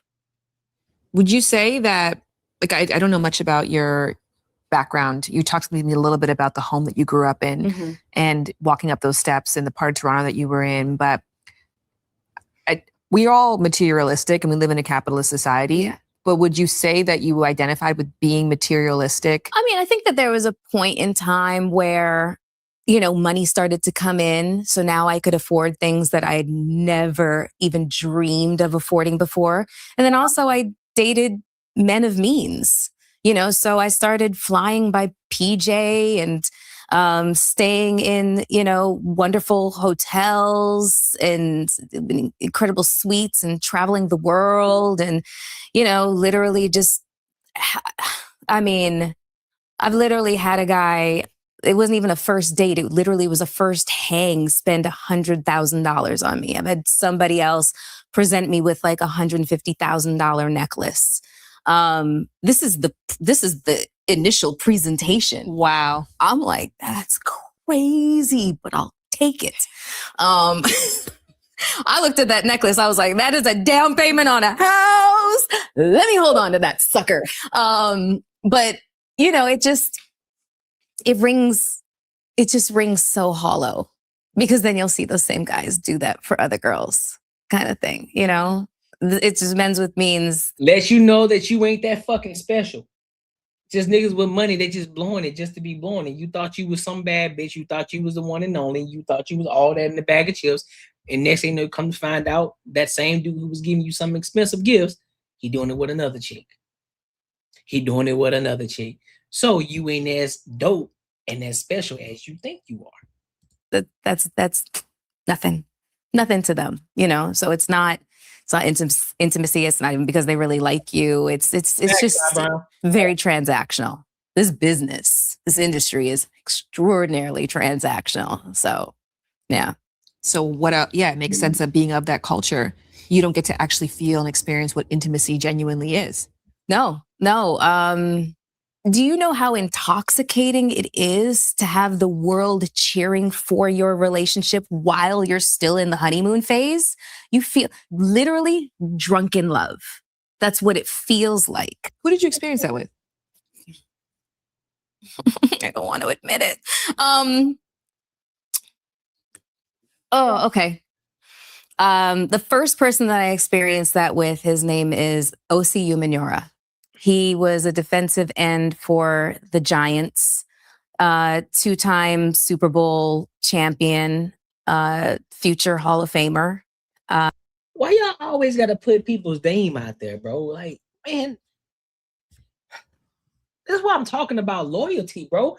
Shorty, why are you putting people's name out? I'm a huge fan. I'm a huge fan. Tell your story, but bro, leave other people's name out of it, dog.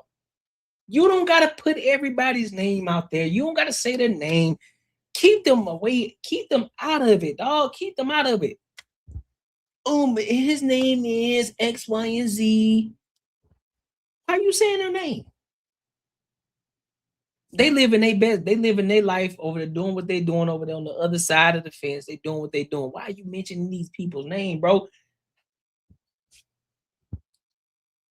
Talk too fucking much. Yeah, that's the first person. I hesitate to use the word soulmate, but boy, did we make sense to each other. Boy, could we read each other's, Scorpios. We could read each other's minds. I predicted his whole life, his Super Bowl wins, everything. We were so simple. We were really. What the fuck she just say? Read each other's minds. I predicted his whole life. His Super Bowl wins, everything. And you shut the fuck up. Huh? We were so simple. We were really simple people, just really, really visible and famous. Our favorite thing to do was to eat ribs in bed and watch, binge watch TV. You know what I mean? First of all, gross. Second of all, cute. I mean, I love ribs. That was our famous thing. We go to the local movie theater. We were really, really, really regular, but it was short-lived. The intoxicating nature of everybody cheering for us, because then the jealousy of others set in, and then, locker room talk and whatnot. And that had a catastrophic effect on us. He was so young. I was young, but he was younger. I was 30, he was 25. So, oh, she out here fucking with them young guns, huh? Well, that would have been a dude, though. That would have been a dude. Yeah. And so the second time something like that happened was Flow Rider. And that's all I'll say on that. What? She name dropping like a motherfucker, dog. You lying to me? You lying? Fam, she name dropping like a motherfucker, dog. What's going on?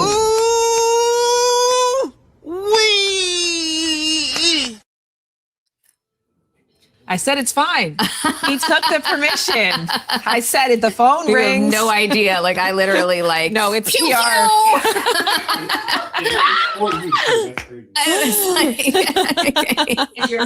No, it's Flo Rida's like PR person who's like, zip it up. You signed the agreement. Stop talking. Yeah, that was there's pictures. I was going to say, unfortunately, there's pictures that you could Google, so you'll see who that was. But primarily, I would hide whoever I was dating for the main reason that I didn't want to be recognized for being anybody's girlfriend. Mm-hmm. The reasons why I wanted to be judged by my own career. You want to be judged.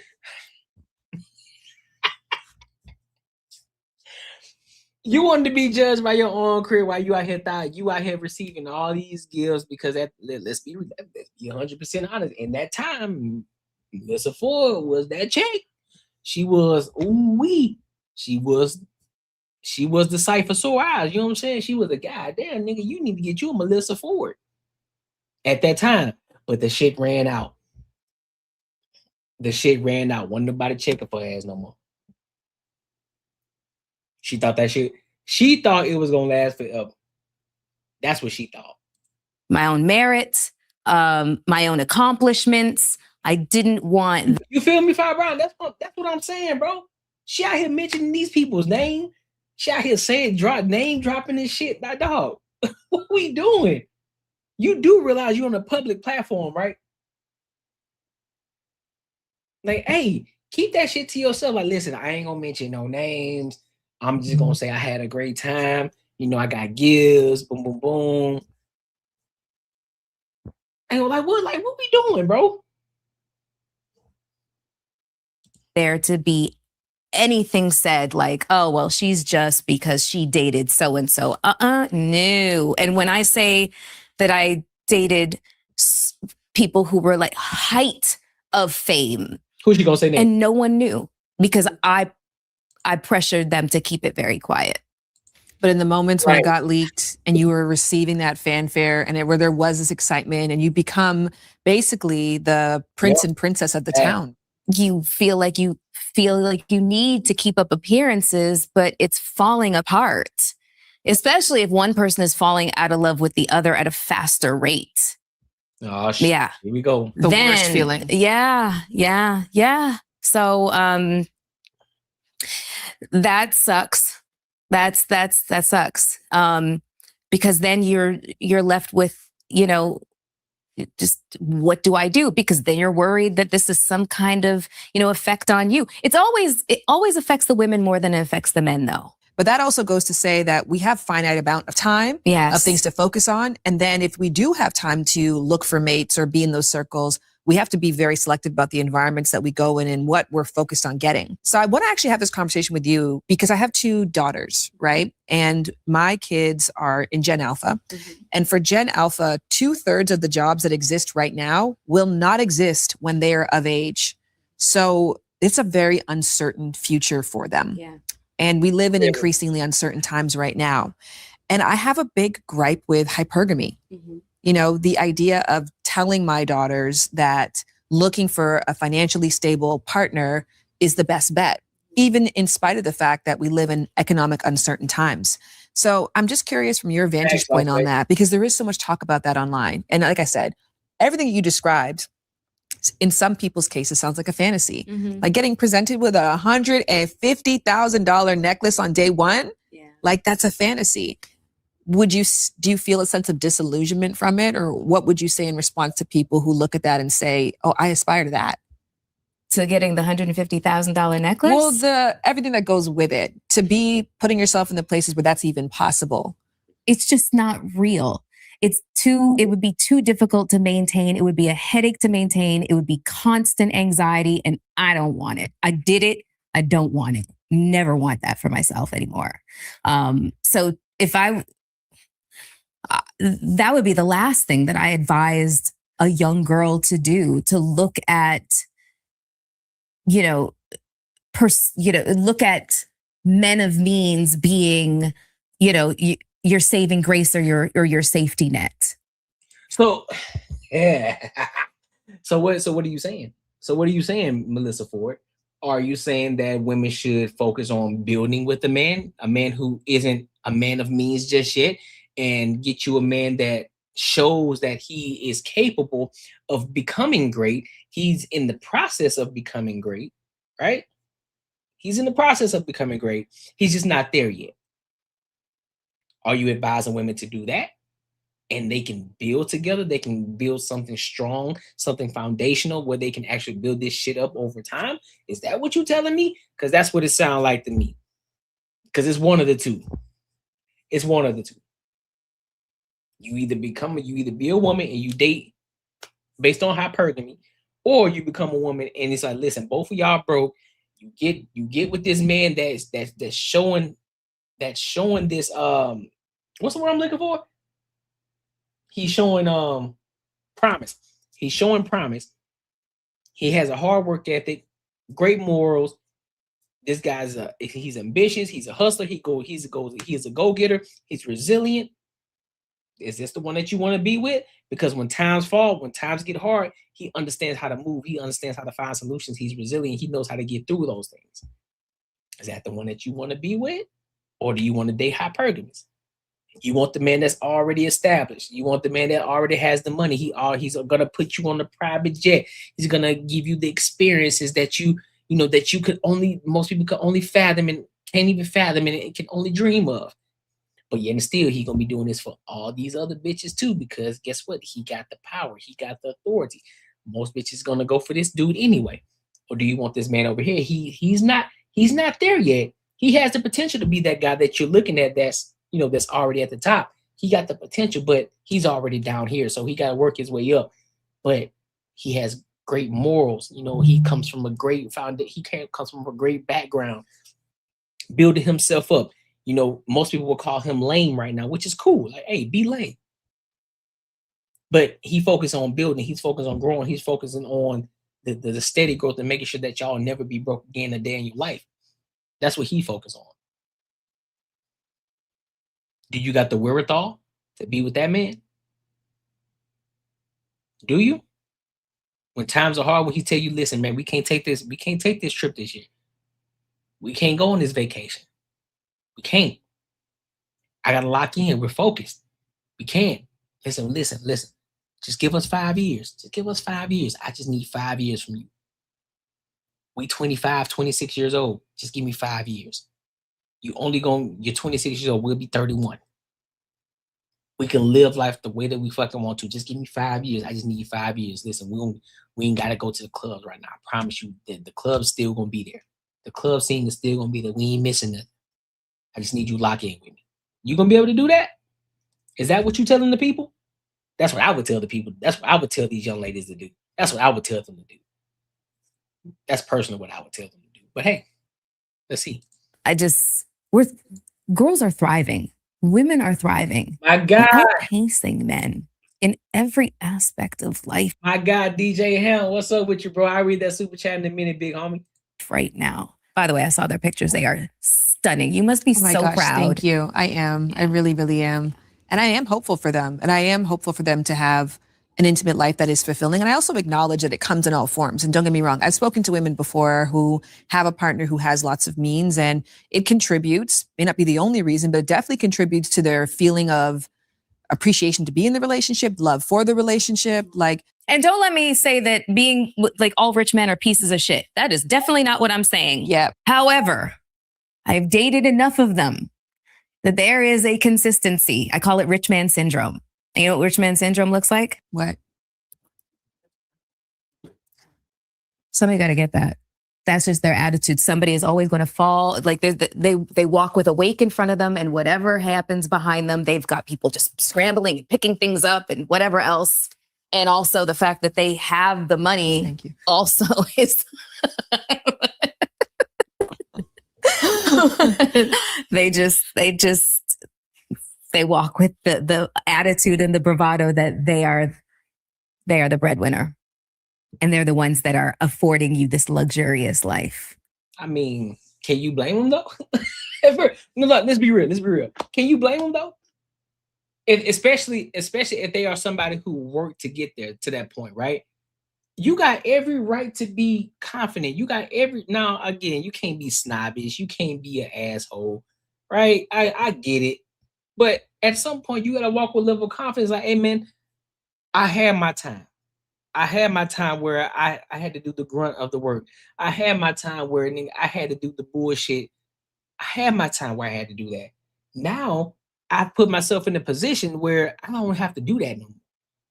So, yeah, there's going to be to be honest with you, yeah, there may be a level of asshole to me. Yeah. I may be a dick in certain aspects because I've gone through the bullshit. I had the resiliency to get there. So therefore, yes, I'm gonna have a certain aura about me that's gonna say asshole. Right. Yes. Because I'm just like Franklin is I built this shit. Me, brick by brick. And I'd be damned if I let you tear it down just because you don't like the way another nigga talk. You feel me? You feel me? So, hey, I get it. I was never very vocal about what it was that I wanted. The vast majority of men that I've been involved with have assumed that my love language was gifts. They weren't. It was not. It's like, okay, well, I'm not going to slap a gift horse in the mouth, but that's not my love language. That's not the primary one. The primary one is quality time. And then, right, physical touch, and those were the quality time was the one thing that I could never really get. But I always felt like I was asking for too much. Yeah. Well, yeah, you got a man of means. You think this nigga just got money? You think he don't have to work? You think just because he got the money now that he ain't gonna want to work? He been working. These niggas work. That's why it's easier for them to give you the gifts, because that doesn't take memory. That doesn't take memory power. That doesn't take any of that. It's just, hey man, listen, man, go and get her this. Go and get her this this Louis V bag. Go and get her this Prada bag. Send it to her. It ain't shit for me. I can tax write off type shit. Cool. She gonna love the shit anyway. She ain't never had it before. Go and buy the most expensive necklace, most expensive bracelet, expensive earrings. She gonna love that shit. Boom. We good. You know what I'm saying? Let her know I was thinking about her. Time? Nah, you ain't gonna get that. You ain't gonna get that. You ain't gonna get that. And that's the trade-off you're gonna get when you get a man that's high value. When you get a man that's already up at that level. Y'all think these niggas just out here going on trips and taking flights and just out here partying all the fucking time? Man, these niggas is working. These niggas are working. That's why they love bomb so hard. That's why they always giving you gifts. Boom, I'm gonna give you gifts. I'm gonna give you gifts because I don't have the time for it. So my trade-off is gifts. I'm gonna give you these gifts. I'm gonna throw you these gifts over here. I ain't got time to spend time with you. I don't. I got this thing going over here. I get calls over here about this business because I got multiple business. Guess what? You wanted a man that's a hustler, right? You wanted an ambitious man, right? You wanted a man who makes tons of money. You want a multi-millionaire. But guess what? Those multi-millionaires, they're always on the go. He ain't gonna be able to sit on the couch and kick his feet up with you. He ain't gonna be able to do that. He won't be able to not be on his phone. He won't be able to not be on his laptop.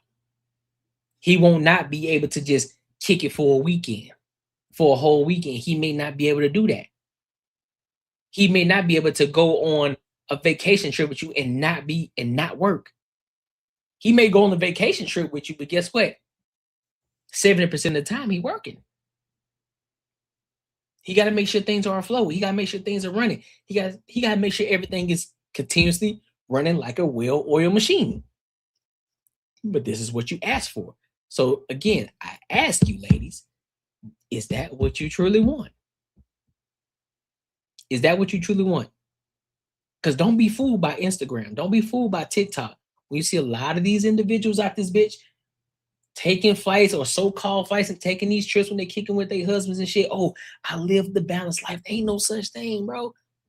Ain't no such thing. I've learned that.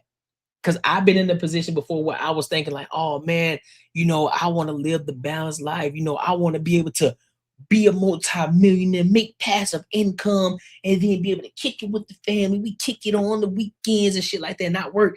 Man, listen, bro, you're going to continue to keep working. You're going to have to keep on working, bro. You're going to have to grind in order to be in the positions that you want to be in. It is what it is. And if you got a shorty that understands that, hey, keep her. But if you got a shorty that's coming in your life and she don't understand that, then you either better do one of the two things. You better let her know what it is, and you're not going to waver from the purpose, and you're not going to waver from where you're going. And she going to have to come add value as well. So that way you guys can grow and build together, or you kick her ass to the curb. Simple as that, bro. Real talk. Yeah. And that's where I had to, do a lot of internal work, understanding standards, boundaries, how it all relates to my sense of self-esteem, or lack thereof at different times. For a long time, I lacked a lot of self-esteem. Thankfully, that our attitude is going out the window. Kind of really love that Vogue article. Is it embarrassing to have a boyfriend these days? I've been on this time. Right. I've been saying, don't post me. Right. I am a pioneer in many, many things. But yeah, no, I've definitely had the whole can't keep a man, what's wrong with you? You see, you seem so perfect, so something must be wrong with you kind of thing. And it's just like, okay, whatever. Well, there's an element to luck of it, which we have to acknowledge in anything in life, right? Like, I always remember this article I read about Zac Efron saying when people have praised him for the High School Musical thing or for his acting career, he's like, I want you to know that when I walked in the audition room, there was 70 other people who looked identical to me. Mm-hmm. For some reason, somehow, some lucky break, maybe I reminded someone a little more of their nephew, or I made a joke that hit with someone because they just ate that food that day, whatever it was. There was some lucky break that happened. It has nothing to do with talent or merit or anything else. Very true. I was there for the opportunity. I got a lucky break. And that applies to love or anything else. I agree You walk with that. into the deli store, you go to the grocery store, like you fall in love, or you have to have the chance meeting, and then plus the availability. There's a lot of things that play to make it so finding your person is extremely hard. I actually love, what was that girl from I disagree. I don't think it's hard to find a chick that's willing to rock with you. I personally don't think so. Because if you already know what you want, right? If you already understand and know what you want, the things that you aren't going to tolerate, I don't think it's hard, bro. I think it's a lot of people that are so afraid of being alone. So any sign, or they never understood what it means to actually be loved, to actually be taken care of, because guess what? A lot of them don't have both their parents in the household, and they get treated like shit. So therefore, any little small thing, they automatically think that that's their person. I don't think it's hard, bro. I don't. And I think that even if you don't find the first right person, I think that you can also find the second right person and the third right person. I do believe that. So it could, because you're in different stages in your life. You know what I'm saying? You made the person that's for you in your 20s, something may not have worked because you may have been too immature, but she could have been the right person for you. Then you in your 30s, you find another chick, but she may not be the right person for you. Then in the 40s, you find her, but each one of those times that was the right person for you, and could have been the person that you should have been with your entire life, right? Because everybody grows, everybody can change, everybody can adapt. And everybody can then become the person. You can mold the person to become the person for you. That's what I think. I do. Yeah, that's what I'm saying. Like, it can be stressful, but I don't think it's hard though. Because I think the issue is a lot of these women, they make it hard, right? They make it hard for themselves. And so then it then becomes the men's fault. Because guess what? We're gonna watch Pop the Balloon later. It's gonna be a prime example. We're going to watch Pop the Balloon in a little bit. And we're going to see the prime examples of what we're talking about, right? Why they make shit so fucking hard. Harry Potter's name. Emma Watson. Yeah. In an interview about that, she was asked that question too. Like, I don't get it. You're everyone's dream girl. Yeah. She was most beautiful woman alive at one point. And how are you still single? And she's like, how entitled are you all?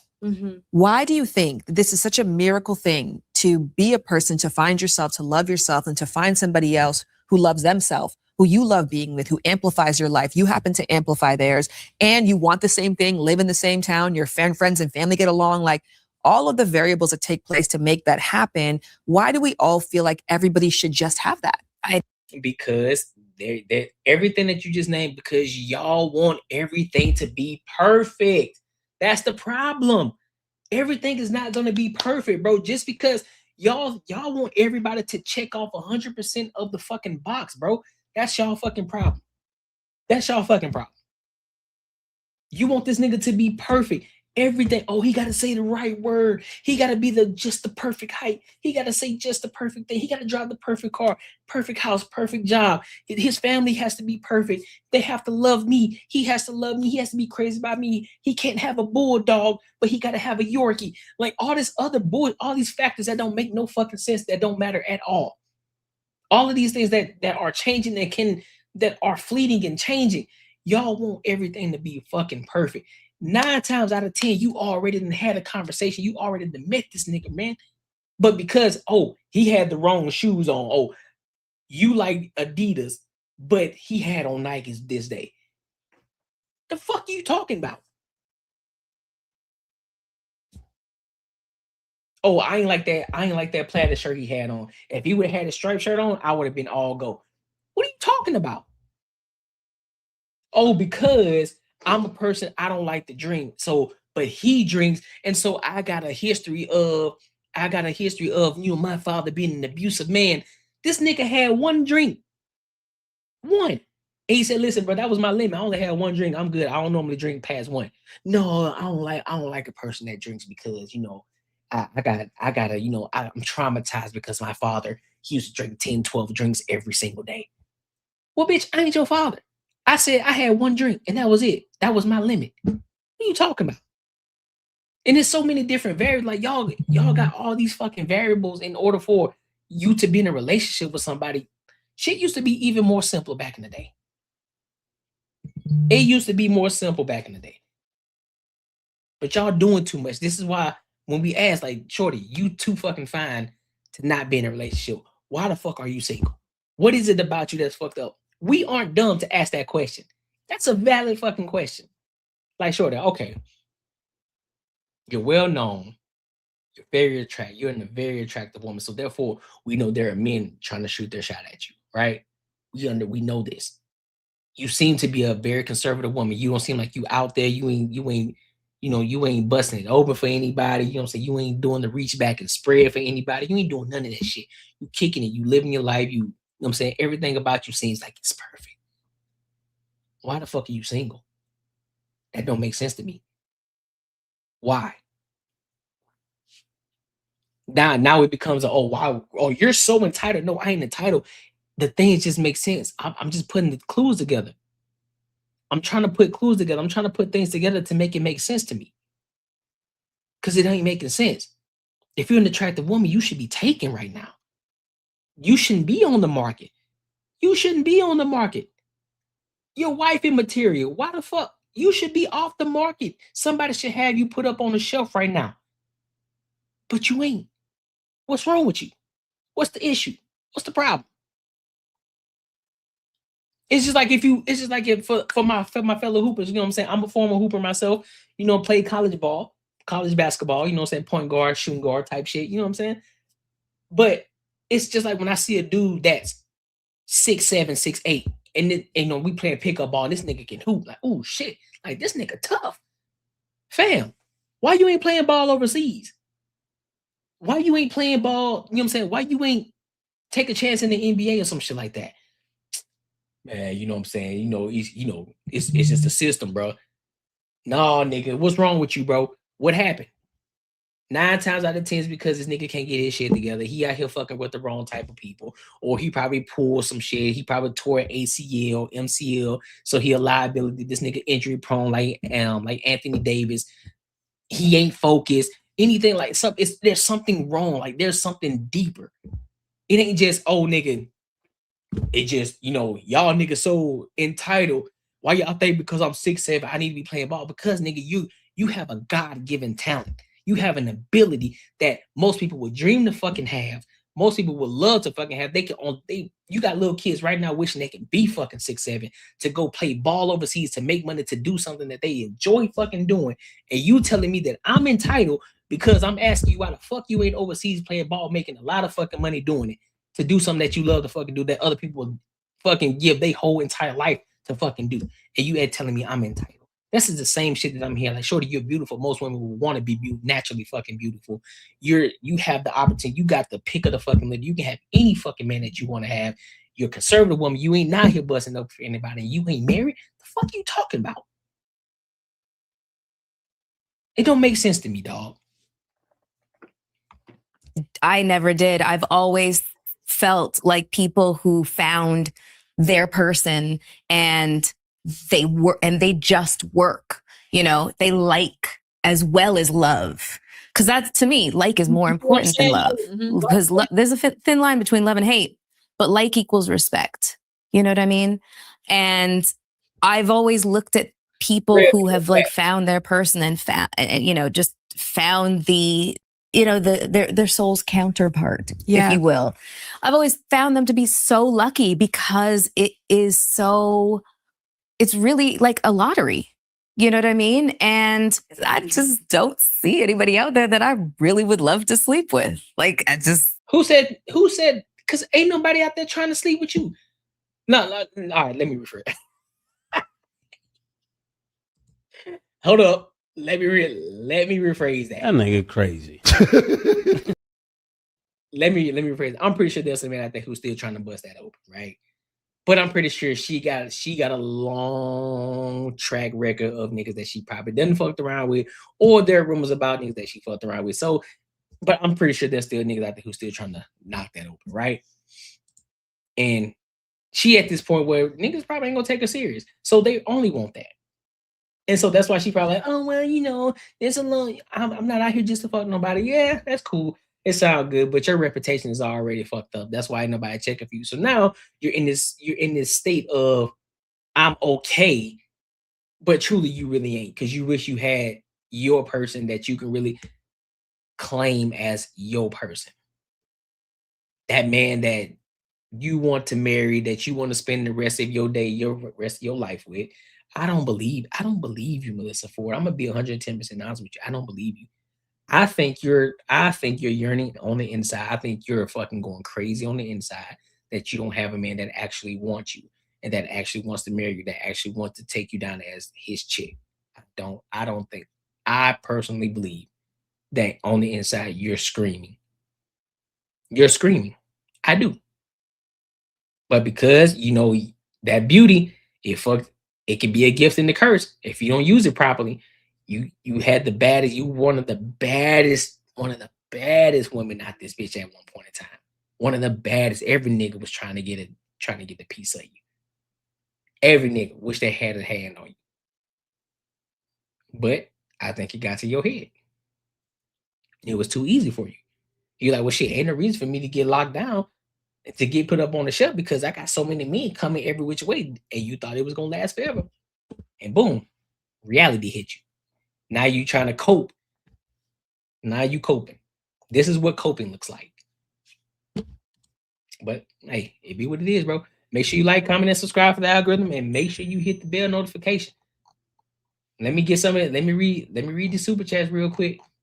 Let me read the super chats. Shout out. Well, hold up. I gotta play my shit. You know what I'm saying? Yeah, you right, man. Making money is me, man.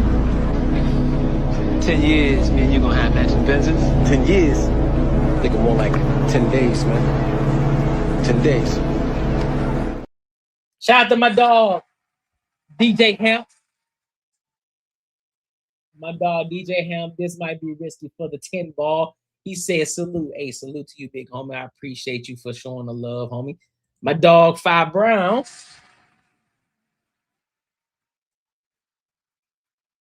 He says, so she wants a rich dude with a bunch of free time. Yeah, right. Melissa Ford is the living example of the husband story. The husband store story. That's what I'm saying. Exactly, bro. That's the living example, bro. You're not finna get a multi. The only way you're gonna get that kind of man is if the money was inherited. It was inherited. That's the only way you're gonna find that type of dude. And 9 times out of 10, they pieces of shit anyway, and they're gonna lose all the money because they just fucking off the money. They ain't really trying to grow and continue the legacy. They're gonna fuck off all the money. They're gonna blow it on cocaine and bitches and all stupid shit, gambling. They just blowing money. They ain't trying to build a legacy. That's all they doing. And they end up being pieces of shit and they end up going broke anyway. But the ones who out there getting it out the mud, the ones who had to build that shit from the ground up, they working, bro. They don't got that much free time on their hands. But that's what y'all say y'all want. But then when you get it, you can't handle it. And guess what happens? Y'all end up getting divorced. Oh, well, he just wasn't there for me. You know, he wasn't there all the time. Well, that's what you wanted. This nigga working. That's what comes with it. That's what comes with it. And you got to be able to take that. Shit crazy, bro. Shit crazy here. Let me read some of these chat. Let me read some of these comments too. Read some of the comments real quick before we move on to the next topic. Oh, where we at? Oh, there she goes. She says, Fairy says you can't be passed around and keep your self-worth. That's facts. It's not hard to be, it's not hard, but it is stressful. Yep, true. Fairy said most people set their standards so high, but leave their expectations so low. So since they found the low expectation before the standard, they think everyone is trash. Yep, exactly. She says, I have birds, and most dudes I've met don't like birds. I would not get rid of my birds. I've had them 13 years, longer than most friendships. Hey, that's cool. I don't know why people are tripping off of birds. They in cages anyway. She priced herself out the game. Yep. If you 30 plus and you fine, you've been fine for a while now, you still ain't got it. You ain't get it right. At night, not lasting. Hey, for real though. Yeah, that's what I'm saying, bro. He's not focused. Facts. First one to know it's raining and can't dunk. Hey, that's a dude. I ain't heard that one before. Said the first one to know it's raining. So I had 2 homies like that. Couldn't keep their grades up. Too many holes. Yep. We all know some cats like that who was like top dogs, but they just couldn't get that shit together in the classroom. They couldn't get their grades up. They were too busy fucking around. Fucking off. Red Pill says, watch her monologue on how she's messed up her 4 main relationships. God punished her for how she did the first guy. Yep, I saw that. Yeah, I saw that when she did her little story time on her YouTube platform. I saw that shit. I said, well, you the problem, shorty. You the problem. It ain't the men, it's you. Ain't nobody checking for you anymore, Melissa. She really thinks, she really think it's 1998. She do. Fair says she has a reputation and it's all bad facts. She probably a whole headache in real life. Yep, I agree. The old biscuits we want fresh biscuits. Yep. Her best bet is joining a harem of wives or something. Yeah, she gonna have to do something. She gonna have to switch it up. Whatever she got going, she gotta switch it up, dog. Let's see. Red Pill says she is a poster child for what 7% of women in America are going to look like at her. Yep. Mm-hmm. If they keep moving with her mindset, yep, absolutely. Lossaway says wives and cats. Red Pill says she got a vending machine with toys, kitty litter, and concentrated wine powder. He said birds is crazy. Yep, Fugary, yep, boxolitis. Yep, that's exactly what it is. Boxolitis. 1000% boxolitis. It makes no sense to me at all. All right, so let me see. Do I want to go to this one? All right, so this is what we're gonna do, y'all. This is what we're gonna do. I'm gonna talk a little bit about money first, and then we're gonna do pop the balloon after. All right, we'll do pop the balloon. We'll finish the show off with pop the balloon. But I'm gonna talk about Cameron Brink real quick, and with the WNBA and everything. So we're gonna talk about Cameron Brink first. I'm gonna spend about maybe 10, 15 minutes on it, and then we'll finish off with pop the balloon. All right. So let's do that. Let's do that. Because I think it's important. You know, I do think it's important. And then also Cameron Killer Cam, he talked about he gave her some pushback a little bit. So I'm gonna play both of those videos. So let's go ahead and rock out.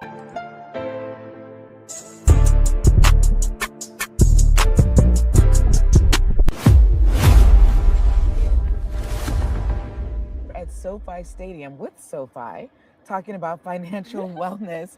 What's interesting about your story is that you entered the league not just as a top draft pick, but already as a brand. At what point did you start thinking about financial responsibility and wellness? Oh my gosh. I mean, it's so funny you bring that up. My dad is a finance guy. He was, just super committed to his job when he was a finance guy, and he was really committed to teaching me about money as well. So I feel like, I really remember those conversations start of high school, just really being smart about saving. You can never save enough. And he's more conservative than I am when it comes to money, but it's good. We balance each other out. So he helps me to this day, and I'm very thankful. That's a good coach to have in your team, right? You also really were in that first generation of athletes to benefit from NIL, partnerships and brands. How did that kind of maybe change how you even navigated? Yeah, NIL is still such like this crazy, amazing landscape. I think it's amazing that we get to profit, off of our likeness and our images now. But I think also it's tough when you're so young, being able to balance, the work and the school and the basketball of it all. But, I'm just super thankful I got to benefit from it. I think there's so many people before me that would have done so well with it as well. So I just try to be thankful for the trailblazers before us. One of the kind of tropes that we hear a lot with athletes, especially in the world of basketball, is that you come into the league, you sign these colossal contracts, in the case of men, of course, and then you lose it all, right? So where do you start having those conversations about how to protect yourself financially? Yeah, I think I'm really lucky to have been in a household where we've been just very open about money and what to do, best practices, all that stuff. But I think, once I got drafted, I sat down with, a financial planning team and my family and my fiance, and it's just, about coming up with a plan and being prepared and making smart decisions and thinking about the future. But I think it definitely made a shift once I was drafted, because, we're just really thankful and lucky to be paid for doing what we love. So it's great. Did you reach out to any veterans, or did any veterans reach out to you and maybe offer some advice? If so, who gave you the best advice? Yeah, I think my best advice came from my teammate, Dearica Hamby. She was just, always sounding like my father, just save, put all of that, every, new paycheck into savings, and, just be smart about it. So she's just been, not just financially, but, life-wise, she's been great for advice. Listen, I love seeing what is happening in women's basketball right now. It is incredible. And one of the things we get to see is you guys really take advantage of branding opportunities like in the world of fashion. Tell me a little bit about that. What do you say yes to? What are you looking for to add to your portfolio at this point? Gosh, I think it's a great question. I love fashion. I could talk about it all day.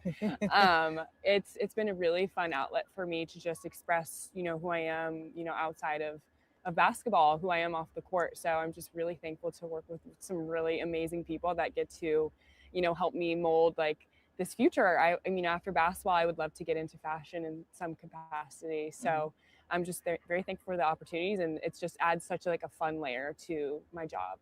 And then we also are talking a lot about, parity, right? With what female players are getting paid. How does that factor into how you navigate financial wellness as well? Because you also get to be like a vocal spokesperson about, pay me what I'm worth too, right? Just as much as my dad has been like this very vocal kind of North Star for me financially, my mom has been just the really encouraging voice in the background, which is, always told me, fight for more, you deserve more, know your worth. And I think that's a really important conversation to have right now. No, nigga, you can't fight for something you ain't got. You can't fight for something you ain't got. You can't fight for something you don't have. Y'all see how the fact that the mom said it, but the father ain't say, hey, fight for what you're worth. The father ain't say that. The father didn't say that, because that man does numbers. And guess what? Guess what the numbers say? The numbers say y'all operating in the negative in the WNBA. Yes, you have made some more revenue. You got some deals coming. You ain't there yet. You ain't there yet. You ain't there yet. Once you're operating in a net positive, then you could talk about getting paid more money. But I would say you need to be, I'm going to be 110% honest with you. That number needs to be significant. If you're operating in a net positive, you need to be operating at a significant amount before you can start talking about increasing pay. Or it will then eventually start putting you back in what? Back in the negatives. So, don't listen to the mama. Especially with, our new CBA that's being negotiated. So we deserve more, and I think it's just really important to look to the women before us. Stop saying that shit. Really stop saying that. You don't deserve more yet. You don't. Not yet. No. Y'all still got shit to prove. Y'all just starting to get highlighted. You're just starting to get the lights flashed on you like, okay, let's y'all getting a little bit of visibility. Nah, bro, this ain't the time yet. No. This ain't the time yet. It's just starting. This is not the time. Stop talking about what you deserve. You don't deserve shit. You don't deserve a motherfucking thing. That's a privilege. And if y'all ain't selling seats, if you ain't selling tickets, you're not selling jerseys, if you aren't operating in the net positive, bro, you don't deserve a motherfucking thing yet. Regardless of how much you can put a ball in the hoop. You can score 40 points a night. You don't deserve shit, and if you ain't selling tickets. To be honestly surrounded by Lisa Leslie and her presence at Unrivaled right now, and just knowing Cheryl Swoops, the Tamika Catchings, Dawn Staley, like the list goes on, and I really think it's important to just be aware of all the greatness before us. So they've paved the way for sure. No, I love that you are focusing on who's paved the way before you. What message do you have to young women who are playing college basketball right now? Gosh, I mean, I think it's balancing the fun of it all, but also knowing that, the hard work you're putting in will help everyone, that's younger than us, our daughters, their daughters. It's just special. And then just knowing how lucky we are to play basketball and inspire other people. So what message do you have for everyone who's paying attention to what's happening right now with CBA and WNBA? Gosh, I mean, there's so much, and it's such a layered issue, but I would really just say to the fans and to the people that support us, just please continue that support and let us know that, we're valid in what we're asking for. I feel like as women, like Nope, you're not valid. I'm calling a spade a spade. I don't give a fuck what you're talking about. You're not valid yet. You still got to prove yourself. There's still more money to make. You still got to be operating in the net positive. Until that time happens, I don't want to hear a goddamn thing about y'all getting paid more. No, absolutely not. Let's see something. Let me see something. let me look up something right quick.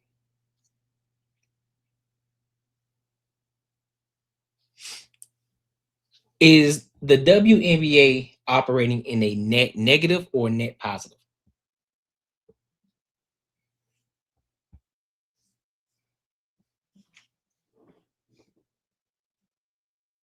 As of 2026, the WNBA's revenue is projected around $350 million, with about 80% going toward operating costs, leaving a modest surplus.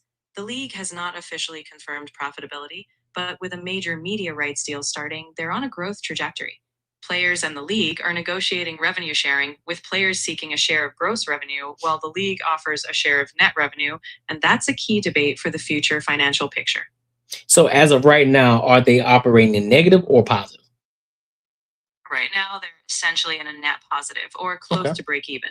They have a small surplus. It's not a massive profit margin, but they've moved out of operating in the red. Well, that's good. That means they're not losing money as a league overall. They're slightly ahead. Of course, individual teams might vary a bit, but on the whole, they're operating in the positive. It's a good sign for future growth. Okay, well that's good. Then. So now that we have it, they are operating in the net positive.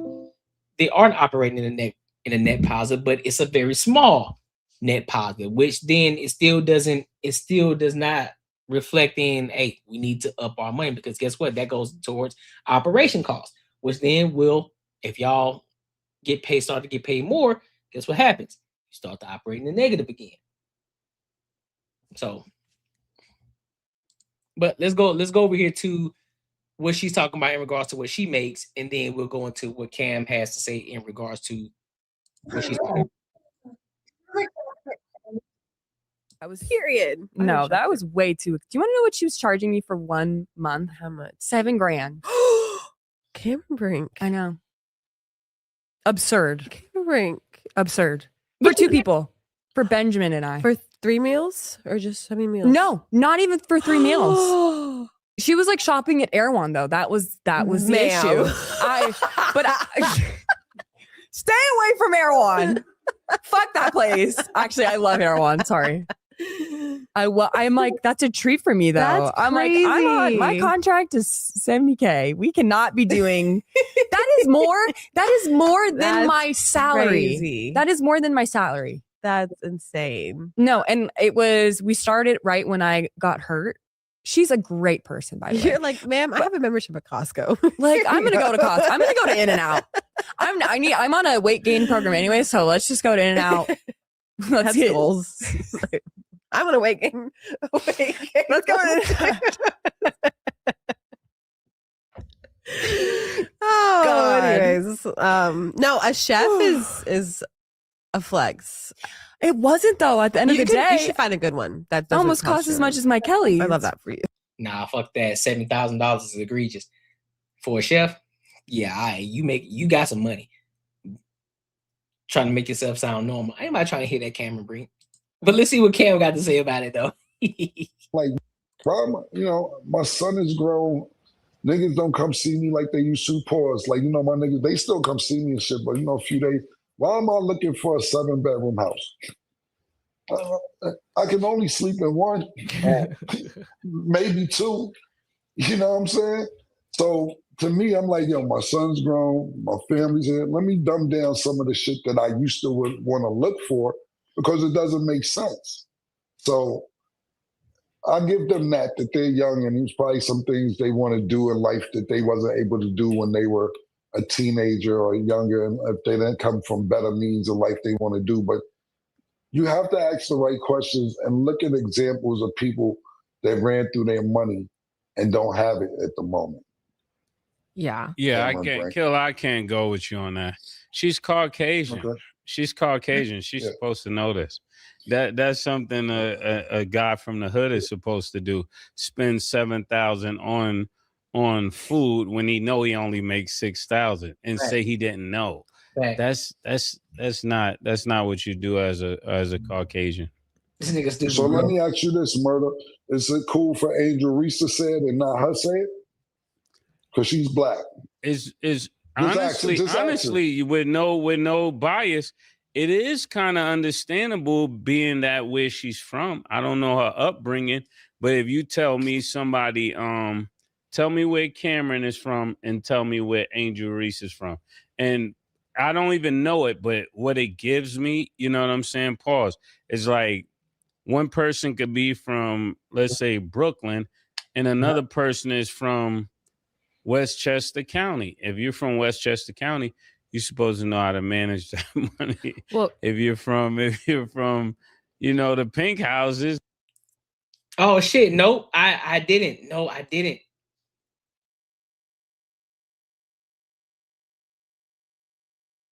Oh shit, hold up. Nah, I ain't even. Nope, I didn't. Nope. So let me rephrase. You right, Snow. You right, Snow. Let me fix that. I didn't count that. I'm glad you got me. I'm glad you brought that up. Ooh. I'm glad you brought that up. Shit. That's true. Every penny does count. There we go. There you go, right there. Then we expect you to run through the money. Cameron's from New Jersey. What and then part? Angel Reese is from Maryland. She's from Princeton, New Jersey. Child, I don't know nothing about New Jersey. This is why I'm asking you. Yeah, this is exactly what I'm saying. So you should know better. Not that not taking a shot at her, but I'm saying that you and it ain't even about being white or black, right?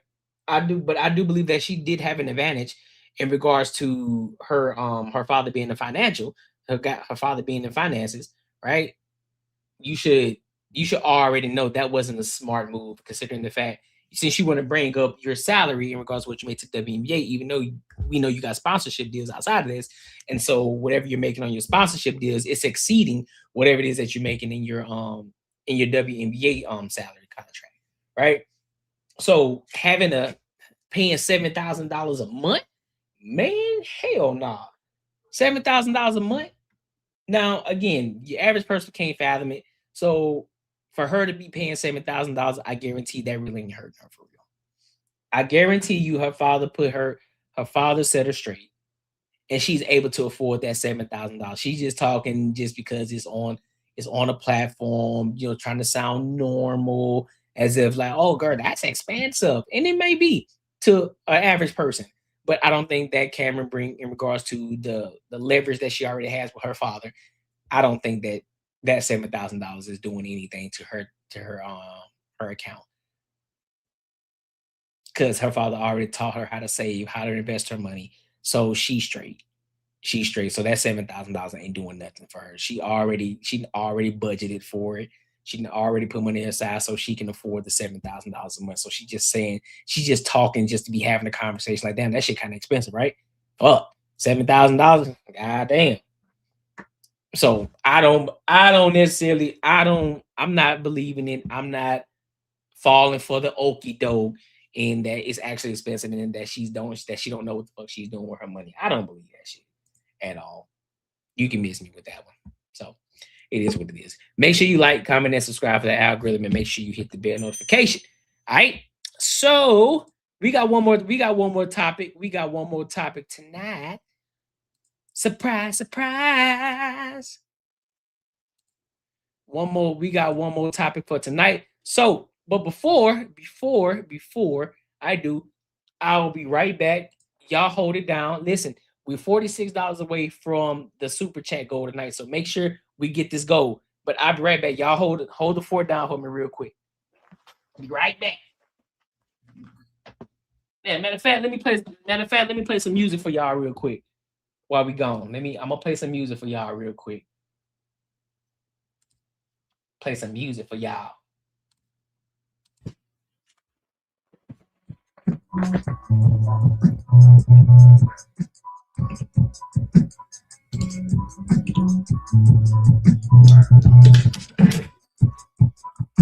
Back at it once again, niggas thought it was a myth. I got pillows in the back of the machine, blowing fit.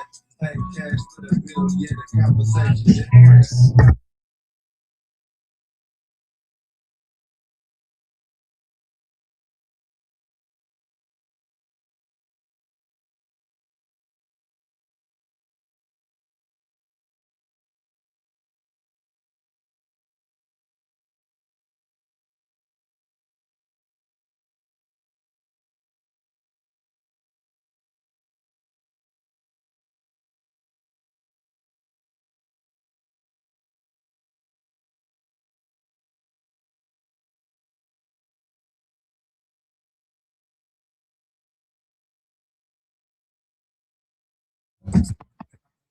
My conversation like that, she talking about bringing out COD, bring him out, make sure it's rap real.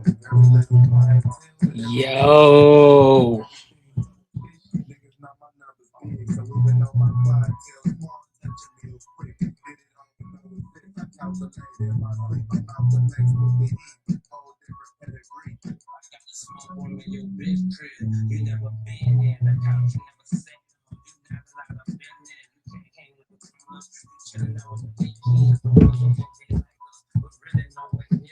These niggas acting weak, all out there, this there. My nigga, she was still here, she reminiscing in tears. My man's muscles is clear. You see me chilling in there. I'm lounging on the beach, yeah, so whether you would be scared. I'm rolling in a pound. Nigga gon' go be well. Chocolate eat there. Free rolls, free pair. Pop, yo, get there. Picnic baskets, business class, business pass, and security gate. To and fro the mansion. I'm having marriage. Your album is mad and expanding. Water under the bridge, another million for the kid. Hoes now can do what I did. My whole crew got cooks with kids.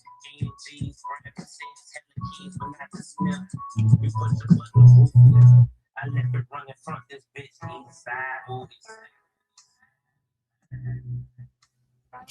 But hey, listen, this album is tough. You hear me? This album is tough. But before we get into our last topic of tonight, let's read the super chats real quick. Shout out to Snow Bunny.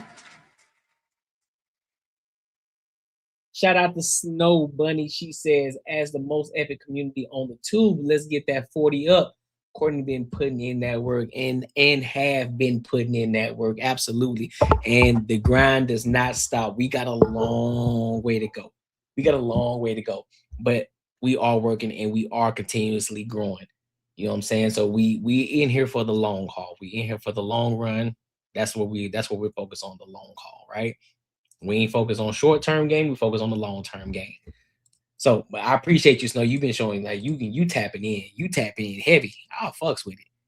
I like it. So I want to go ahead and get into the last topic of tonight. You know, we're gonna have a little fun. Tonight on this last topic. I want to get into this Pop the Balloon, the London edition, you know, because, you know, the actual American edition, you know, they want to copyright shit, you know, they want to flag it, your content. Like, come on, bro. Like, we should be able to react to the shit and y'all stop tripping so much. Let us react to it because y'all know people be coming on there with saying egregious shit. That feeds the streets. Let's be honest. It feeds the streets. But, you know what I'm saying? They got the London edition, so we tap in with the London edition. It ain't no different. The only difference is the accent.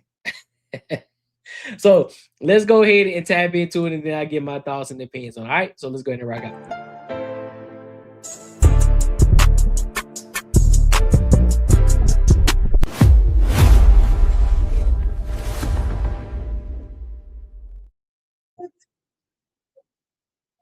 Pop your balloon.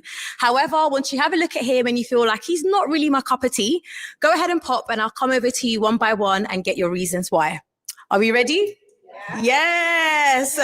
Okay, so without further ado, our first single guy, come on out. She like Savannah James. Savannah James, hold up. Let's check the line. We gotta check the lineup out. Let's check the lineup out. Let's see. Okay, the first one, solid. First one is nice. We rock with the first one. Second one, she decent, average. Third one, slender, petite, face card. It's kind of iffy. You know what I'm saying? Red, you can tell she look like she work out, but them legs strong, boy, and that head big. Average, you know what I'm saying?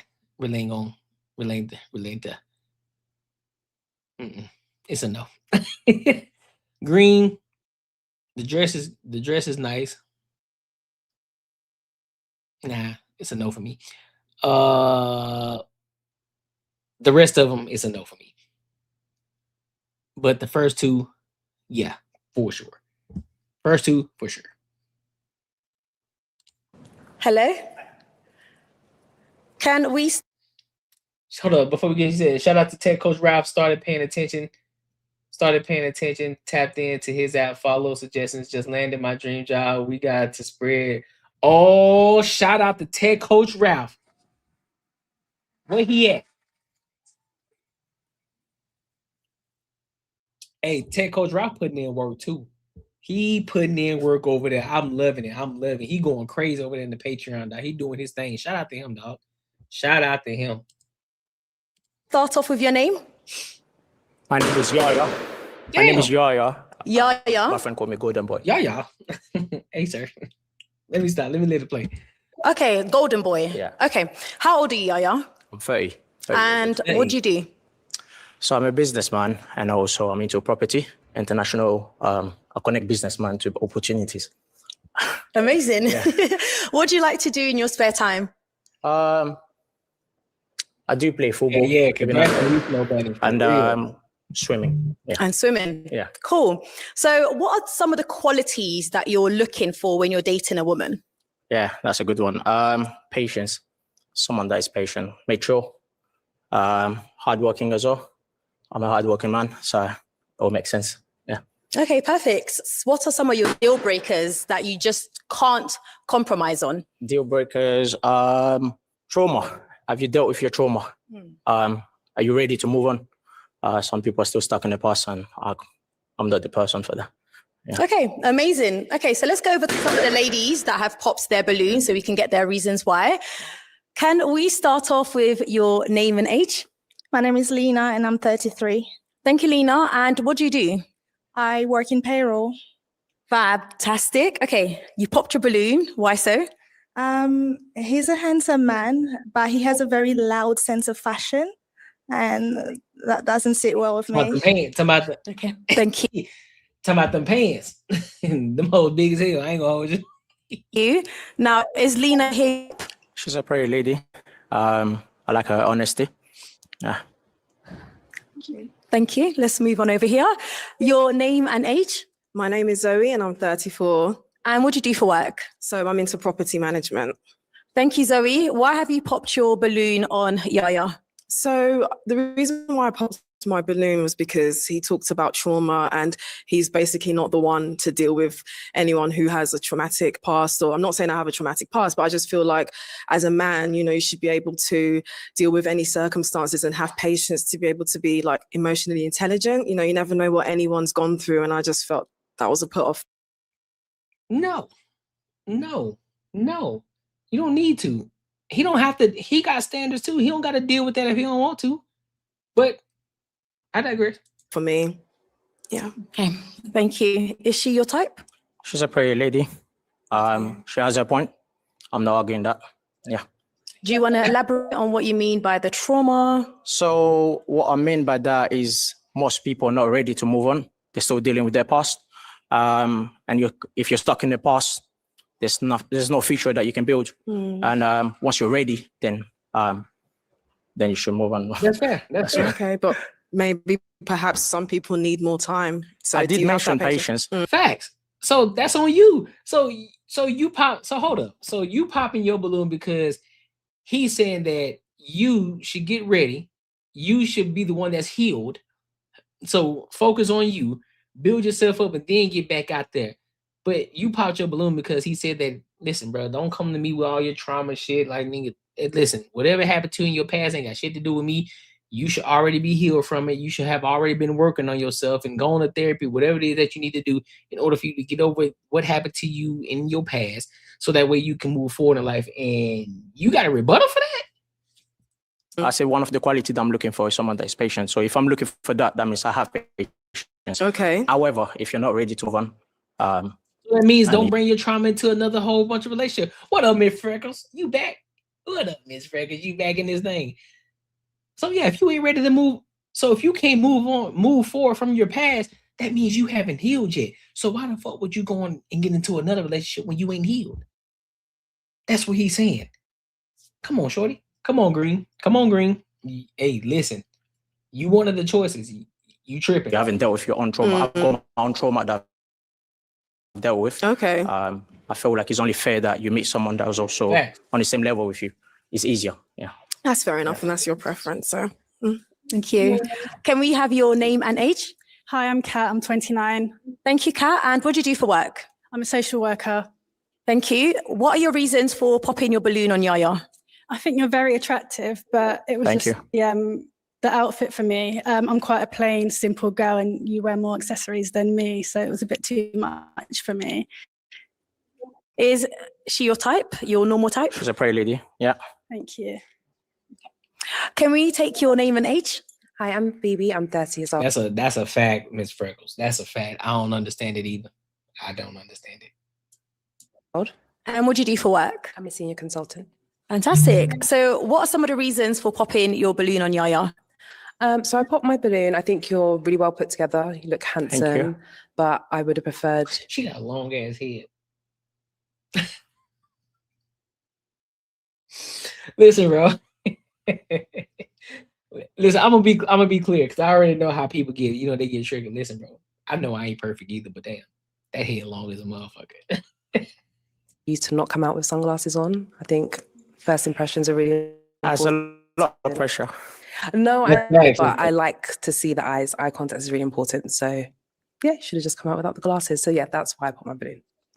Do you wish you hadn't come out with your shades on? Okay. I respect what I do, and I assume it all the way to the end.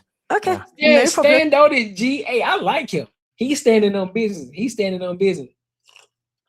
Listen, it's a difference between having a 5 head and a long head. It's a difference between having a 5 head and a long head. Her head long. Her head is long. Respect it. Is she someone who you would class as your type? I said, she's a pretty girl. She stands by what she says. That's a good value. Yeah. Thank you. Your name. Okay, okay. So I might have changed my mind about the third one. She's decent. She's decent. She's decent. You know what I'm saying? The second one, she got that little pooch right there, man. Kind of throw me off a little bit, but hey, you can work with it. You know what I'm saying? Ain't nothing little cardio can't fix. Little weights, we good. And age? My name's Dana. I'm 27. And what do you do? So I work in the housing field. I also have a natural hair business called Anai.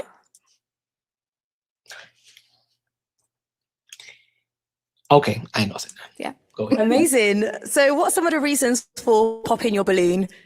So you're attractive. I also do like your style. Yeah, I appreciate that. But Thank you. I don't know if it's just nerves, but I just feel like my personality would overpower yours. You seem a bit timid, a little bit. I get intimidated by pretty girls, so yeah. Bears.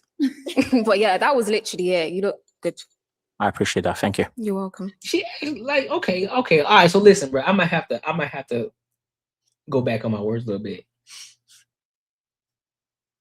The first 5 ain't the first 5. They decent. They decent looking. Mm-hmm. It was just our first sight. You know what I'm saying? Get a chance to look at them a little bit more. They ain't bad looking. Well, okay. So I said the first 2 were a good choice. But then the other 3, I said, and I was like, nah, but I kind of changed my mind on it. Even though the old girl got a long fucking head. Her head long as shit. But can work with it. My guy, speak on it with the fans. Shout out Big Bro. Shout out to Big Bro. I'm gonna read the comments after this topic, bro, in a little bit. I appreciate you. Is she your normal type? She's pretty. Yeah.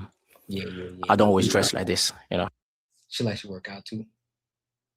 It's a dress to impress, you know. Yeah. I like your outfit. I've got a different style. I like your outfit, yeah. You got to stand out. You can't look like everyone, you know. Every day you're different people.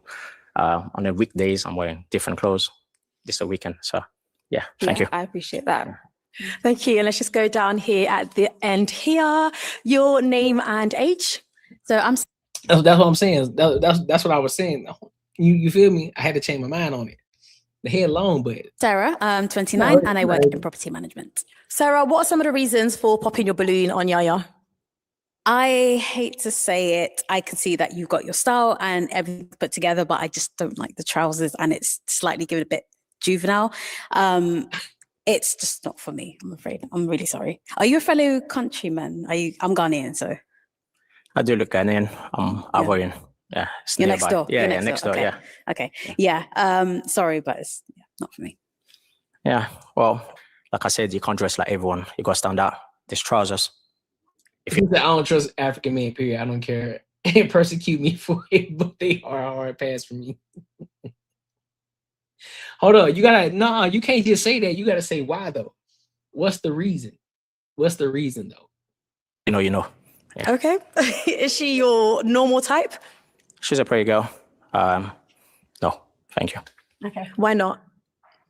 It's just my preferences, and but I think she'll bring a lot of attention. He's trying to be nice as hell. He keeps saying they pretty and shit like that. He lying. He trying to be cool. He lying. That ain't his type. That's not his type. She too big for him. Facts. That ain't his type. So I said, yeah, she a pretty girl. But not my type. She called him though. But why though? Shit. You know what I'm saying? Kind of body type shit. He thought he was gonna slide. He thought he was gonna slide past that one. Listen, Savannah, I ain't gonna call it the London version of Savannah James said, nah, fam, you finna tell me why isn't she your type? But here's my question though. Why you wait till you get to this one to say hey, to try to question him to give him the why? Why? Savannah James, you ain't right. I know what you're doing. Yeah, yes, ma'am. Okay, so she'll bring attention to you or to herself? To herself, like I said, unnecessary attention. Why so though? Why would she bring attention to herself? Well, to me, she talked about the trouser. She probing. Listen, she is probing. Savannah James from London, stop. She said it's not her type. To me, I'm a confident person. I feel like she's also a confident person. And it might clash a lot with the way she has a problem with the way I dress. So, yeah. Okay. It might just bring unnecessary argument and etc. So I don't. Okay. All right. Thank you. Let's go back over here then. Okay, Yaya, it is going pretty well for you. Currently, you have 3 balloons just there. So what I want to do is ask them a question. All right, let me see what's up. Get a close look. All right, not bad. Ain't like no baddies in them, but you know what I'm saying? They decent. You can work with it.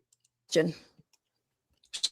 So, ladies, is the most important value into a man that you'll be looking for? Okay, that's a good one. We can start with there. Let's go down here and get their answers. Can we firstly start with your name and age? Hi, my name's Janice and I'm 28. And what do you do, Janice? I'm a primary school teacher. Oh, nice. And if you can just go ahead and answer his question.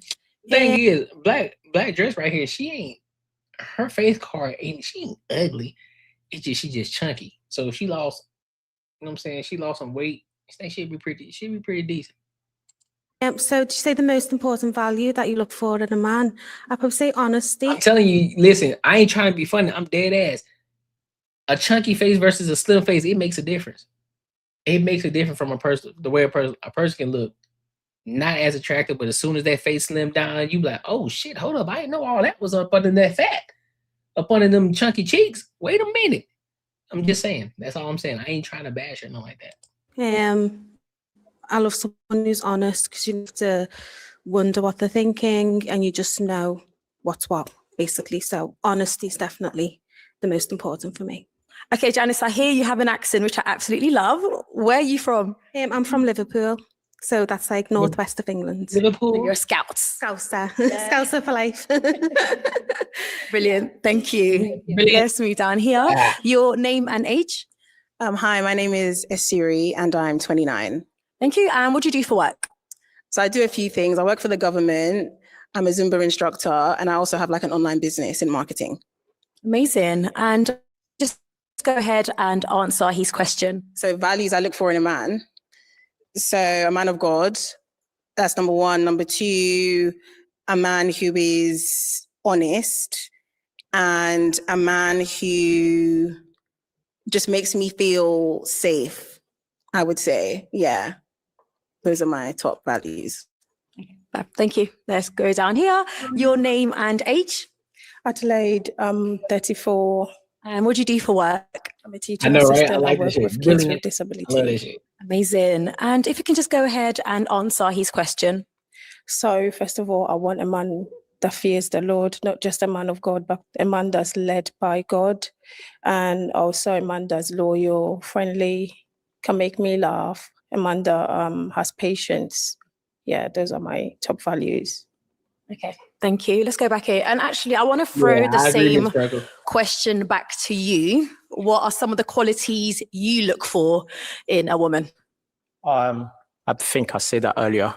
Someone that is patient. Someone that is mature. I'll do the earning. And I need someone that I can count on. Reliable. Yeah, pretty much. You want a stay-at-home wife. I can tell. Like, listen, I just need you to be a stay-at-home wife. I need you to understand this is a benevolent dictatorship. You don't run shit in this household. I run this shit. That's basically what he said. That's what it sounds like to me. I don't know what it sounds like to y'all, but oh shit, that's what it sounds like to me. Go ahead and send them out another question, so it will help you, you know, to make your decision. Ask another question. Yep, they are. Or do I have to walk to them? Oh no, you can just stand. You can just stand here. I'm into business. I travel a lot. How would you handle the household when I'm away? Okay, let's go down here and get the answers. So he travels a lot for his business. How would you manage the household? Say that he was, you know, to go away. It depends on what he goes for business for. If you need me to arrange anything at home, make sure wherever you're going, you have everything you need. And then when you come back, obviously prepare what you need for you and make sure that I'm warm. And I keep a plate of food for you so you can just chill and relax. Yeah. Okay, thank you. Okay, I don't know if it's something with the question he asked, but you had your balloon up until that point. Why did you pop your balloon? Because of the travel. It's Siri 29. So I think it's just a couple things. So thank you for coming out. Thank you for, you know, taking the time to get dressed. But I just think just like in the, like outside of this environment, I don't think he would be kind of like my type, even though I don't really have a type, but just. You won't be quite my type, but I don't have a type.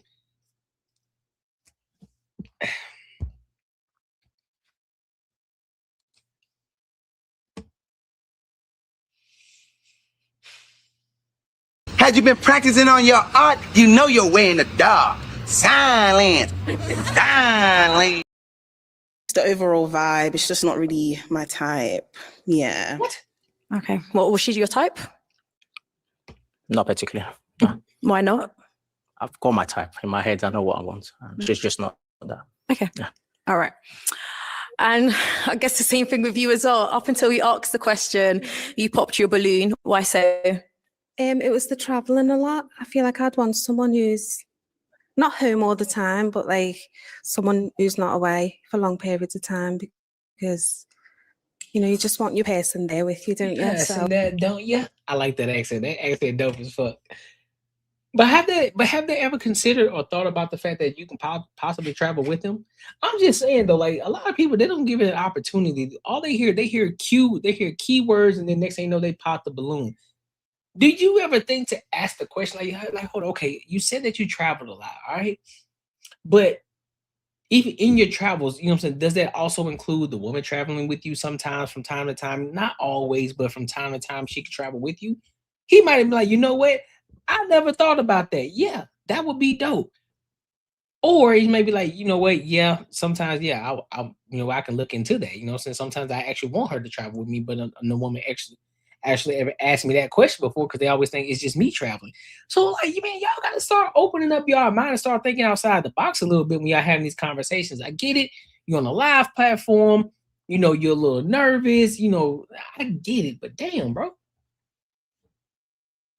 Yeah, that's my only reason why. Okay. Now, is she your type? She's pretty.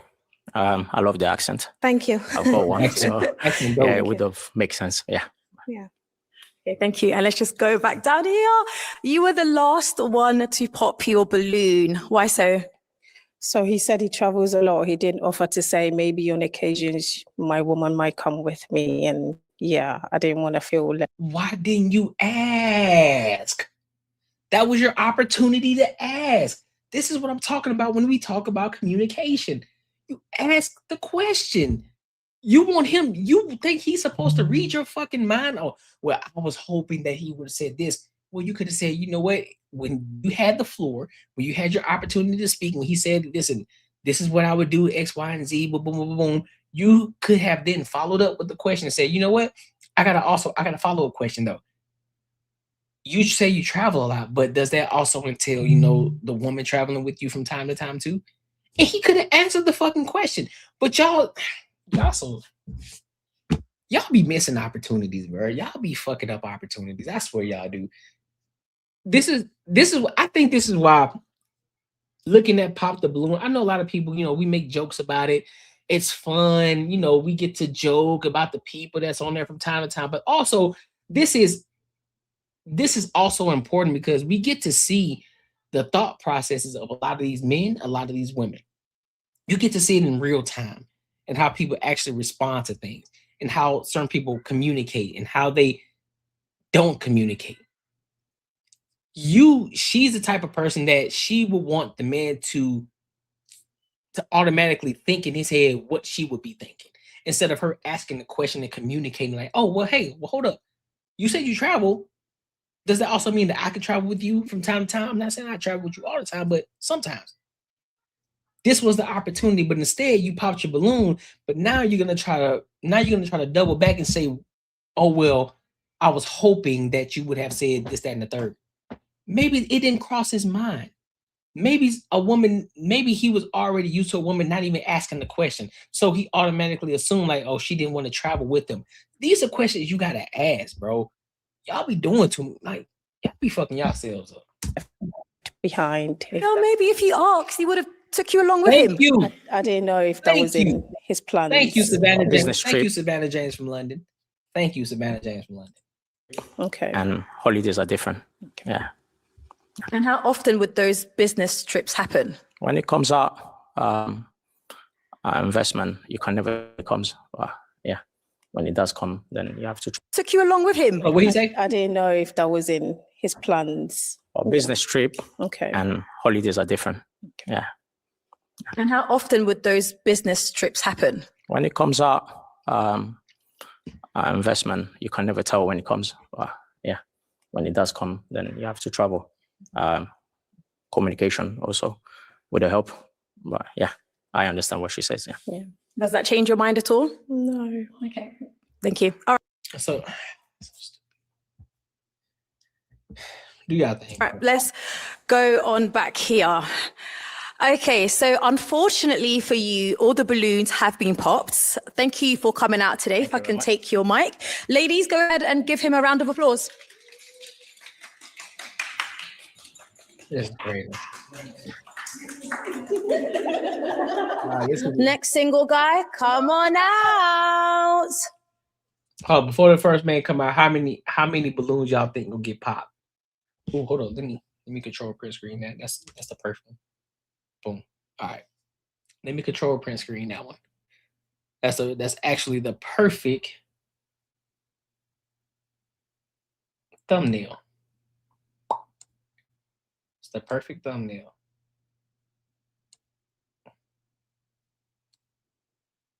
Booyah. We in the game, kid. All right. Let me say that. All right, let's go. How many balloons y'all think will get popped? Let's do a poll. How many y'all think? How many balloons will get popped? How many before he walk all the way out? How many balloons? All right, so y'all get a look at him. Bald head, beard, glasses, you know what I'm saying? Got the fit joint on. He tall. Tallest one out there. He taller than every woman out there, so let's see. Hello. Can we start with your name? Yeah, my name is Nomu. Nomu? Nomu, N-O-M-U. Okay, and how old are you? I'm 32 years old. And what do you do for work? So I work in civil engineering. However, my passion is wine. So I also work in the wine industry. Oh, that's dope. Oh, cool. Yeah.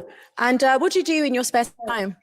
So in my spare time, I enjoy going to the gym, so keeping fit. Okay. I love being healthy. And I enjoy basketball. I enjoy watching football.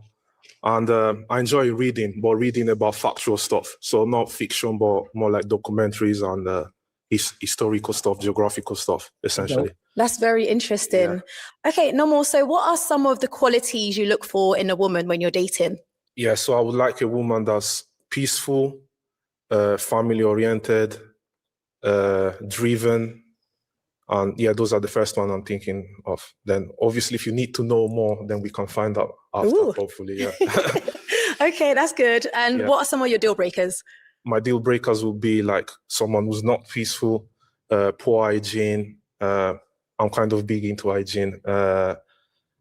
Someone who's not driven, someone who's too much argumentative. Yeah. Okay, no worries. Okay, so it's going amazingly well for you. No, So what I'm doing, they go, oh shit. Let's see why she popped the balloon. She just probably, I guarantee she probably just not attracted to him. okay, let's go ahead to the pop here to find out why. If you want to come along with me, can we have your name and age? My name is Lena and I'm 33. Okay, Lena, you had your balloon and then you just popped it now. Why so? So I think he's a well put together guy, and I love the French accent. He sounds very interesting and intelligent. Hey, you feel me, Fi Brown? I just feel like it's not a match. Like I don't have the, that butterfly sensation or like that click. I don't feel it in me, but I just feel like you're an amazing guy. It's just, how the fuck you gonna have? I don't understand. Can any of the ladies in the chat right now, can y'all help me understand from a woman's perspective? Can y'all help me understand what is this shit that she's talking about?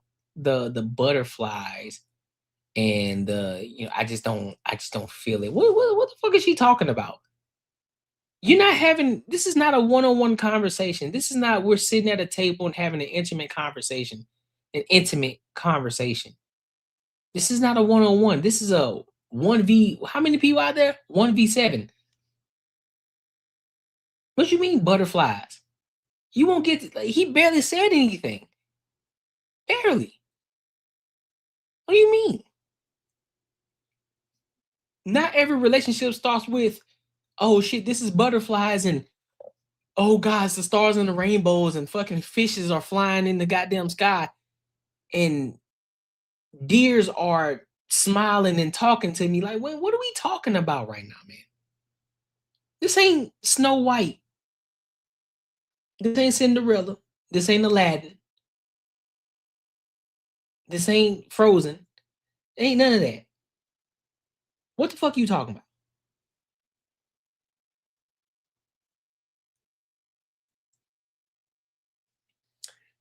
Fairy said he's too polished and seems like he had high standards. Since she can be superior, there's no interest in him. That's a great point of view. On little girl fairy tale stuff, not really. Yeah, that's what I'm saying. Like, this is crazy. it's not for me, unfortunately. Thank you. I think it's the fact that he kind of look like a nerd type of shit. Like, oh, he'll geek type of nigga. I think she the one that she go for the dude that's a little bit edgy. He got a little swag. I think that's what she go for. That's what I'm getting from her. That's what I'm getting from her. So is it a French accent? No, it's Italian actually. Yeah, I got it wrong. Sorry. Yeah, exactly, Fi Brown. I think she wants an edgy guy. She wants an edgy guy, got a little bit more edge. The one who seems as if he gonna have her on a roller coaster. That's the one that she gonna fall for. Yeah, everyone says French, but it's actually Italian. It sounds very French, to be fair. Yeah, but my accent is mixed. It's just mixed, to be honest. Yeah. Fair enough. Okay, so you have the Italian accent. I thought it was French myself as well. Would you? So Snow says it is facts that certain people can affect our nervous system, which increases heart rate, makes you overall anxious. Not a way to pick a partner. Yeah, I can see that. So I think she wants the edgy guy. She wants the edgy guy. She wants a guy who looks as if he doesn't care. Not the one who looks like he's stable and responsible. She wants the guy that looked like this nigga is just adventurous, kind of all over the place, not necessarily stable. He might be attractive and shit, but yeah, that's what it looks like to me. Do you speak Italian? Yeah, I speak Italian. It's my first language. Okay, do you want to give us a little something? Come stai? Stai bene? Adesso siamo qua. Dobbiamo goderci il show. Now, what do you say in English? I basically asked, "Are you doing? I hope you're okay." And we are, and we need to enjoy the show. Nice. Yeah. Oh. Thank you. Yeah, So, she would have played that nigga for a fool. She would have played. You can tell the way she's acting right now. Listen, bro. American women, European women, all women over the world, it don't make no difference. They all move the same way. They could talk about, Western women, Eastern. Listen, bro, they all operate the fucking same. No different. Especially with social media now, we're way more connected. Listen, It's no different. It's no different. So for those fellas who talking about, listen, man, go over there to overseas, go for the other bitch, nigga, they act the same fucking way. It's the same shit. They just speak differently. They just got a different accent. That's the only difference. Ain't no different than westernized women. Ain't no different than American women. No different. You're gonna get the same thing. Lena, your normal type that you would go for? Yeah, she would be my normal type, and I've got nothing negative to say. Yeah. Thank you. Damn. Thank you. Let's go on down here. There was another pop. Gotta see. We good. Just here. Can I have your name and age? Hi, my name's Janice and I'm 28. Okay, Janice. So whilst he was speaking, you held onto your balloon. What made you pop it? Do you know what? He seems like a really nice guy, but I feel like my personality is quite out there. I'm quite like an extrovert, and I don't know whether he's too chilled. Like, I feel like I'd annoy him a little bit. So, yeah. Do you feel like there'll be like a personality clash? I mean, we just started. I only answered your questions. So obviously I'm here to follow the rules and everything. I'm not trying to be extra. But yeah, I could be extrovert sometimes. It just depends on the day. Yeah. Okay. Is she your normal type? Yeah, she looks good. She wouldn't be my type that I would go for, but she's well dressed. He said he's basically saying that she's too chunky because mentioned you got to put it together. He said he likes to go to the gym. He's heavy on the gym, right? Shorty got some extra weight on her. She cute, but she got extra weight on her. He ain't fucking with it, but I think he can work with it. You know what I mean? But that ain't his first choice. He already said what his first choice was, but she was the first one to pop the balloon. Dressed. I like the color coordination. Thank you. Yeah, the red and the black. Thank you. And I want to know what would not make her your normal type? It's just the first kind of physical attraction. Yeah. Thank you. What I tell you? What I tell you, it's the weight, dog. He ain't gonna say it. He's not gonna say it direct, but that's exactly what it is. Let's go back down here. There was just another pop here. Can I have your name and age? So I'm Zoe and I'm 34. Zoe, why did you pop your balloon? So, I mean, you seem like a nice guy and it's really good that you're big on hygiene because I'm big on that too, but... She had a small torso. Her torso is small as fuck. Like, that shit is small. Like, real talk. Like, I'm not trying to... You can just tell, like, her torso is small. She got long legs, long arms. Like, her body is long, but her torso is small. Just the first initial attraction, I wouldn't really say, that you're my type. That's it, really. Is Zoe here your normal type? Obviously, I don't know any of the ladies here. I like to get to know them first, but just physically, at first glance, probably I wouldn't move to her straight away. But everyone here looks nice, to be honest. Type shit. They're all well dressed. Okay, so what's that one thing that would stop you from initially moving to her, as you said? Gotta see. All right, my bad. The only thing I can go off now is physical attraction. So I'm basically looking, am I attractive physically to you or not? But as I said, they're all looking good. So I need to get to know them more. It's not that easy, of course. Yeah. It's fair enough. Thank you. Okay, let's come back down here. Okay, so currently you have 6 unpopped balloons. So I'm going to hand over this pick to you if you want to hold on to that. Yeah. So I want you to go ahead. All right, so who y'all think? So real quick, who y'all think he gonna pop? You got burgundy, you got red. Who's beside red? I think other burgundy, chick with the ponytail. Who y'all think he gonna pop?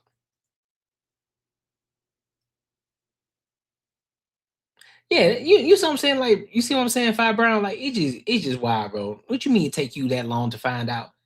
Like, man, listen. Initial attraction at the end of the day. If I'm attracted to you, I'm gonna give you some time. But the moment you say something crazy, I'll pop the balloon. It shouldn't take you that long. And pop 2 balloons. All right. When you're ready? Okay, yeah. I'm just looking. Oh shit. He gonna pop the brown dress, right? He gonna pop leather dress. It's not easy. It's not. You gonna pop leather dressing. Watch. Yep. There it is. Please advise. Oh, damn. Okay, and one more. What? I was toothpick broke. I was half right. Thank you. You can just stay right here. I was half right. Even the toothpick said no. Can we have your name and age? I'm Sarah. I'm 29. I work in property management and I'm also a singer. Fantastic. I didn't know you said you should have said that from the beginning. I might have you sing later. So you held on to your balloon. Is he the normal type of man that you would go for? Not typically, if I'm honest, but I liked your demeanor. I like what you do for a living. I just wanted to hear more, and you seem really put together, friendly, peaceful, which is what I'm looking for. But yeah, obviously it's not a match, but that's absolutely fine. Thank you. And why did you pop a balloon? I had to pop 2 balloons. So yeah, as I said, I don't know any of the ladies here. I had to go for first physical attraction. So I picked the first 2 that basically I prefer the other ladies in comparison, essentially. Hey, listen, but as I said, they all look good. They're all well dressed. I'm actually impressed. Yeah. I fucks with it. Hey, he honest about it. Okay, thank you. And just over here, your name and age. Adelaide, I'm 34. Thank you. Why did you have your balloon unpopped? So he mentioned a few things that I like as well. He said he watches documentary. I'm a big documentary fan, and he said he's Italian. I'm also Italian, so. All right. And I like the height, so. Di dove sei? Brescia. Di Brescia? Ah, ok, sono di Verona io. Ok. Sei nata e cresciuta lì? Sono cresciuta lì. Sì. So I want to know. I feel like I missed what was said. No, I asked her what city she's from in Italy. Yeah. All right then. I mean, you popped hers. Is it based off what you said? Like, why did you pop her balloon? Same thing. I had to pick 2 ladies. As I said, it's not easy. So I don't know anyone here, and I had to be quick as well. I could have taken 20 hours, but yeah.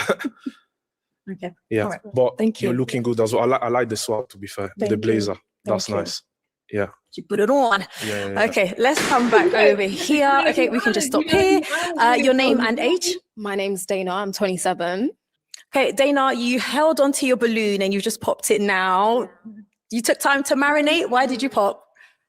You're attractive and I like your hobbies as well. I love the accent.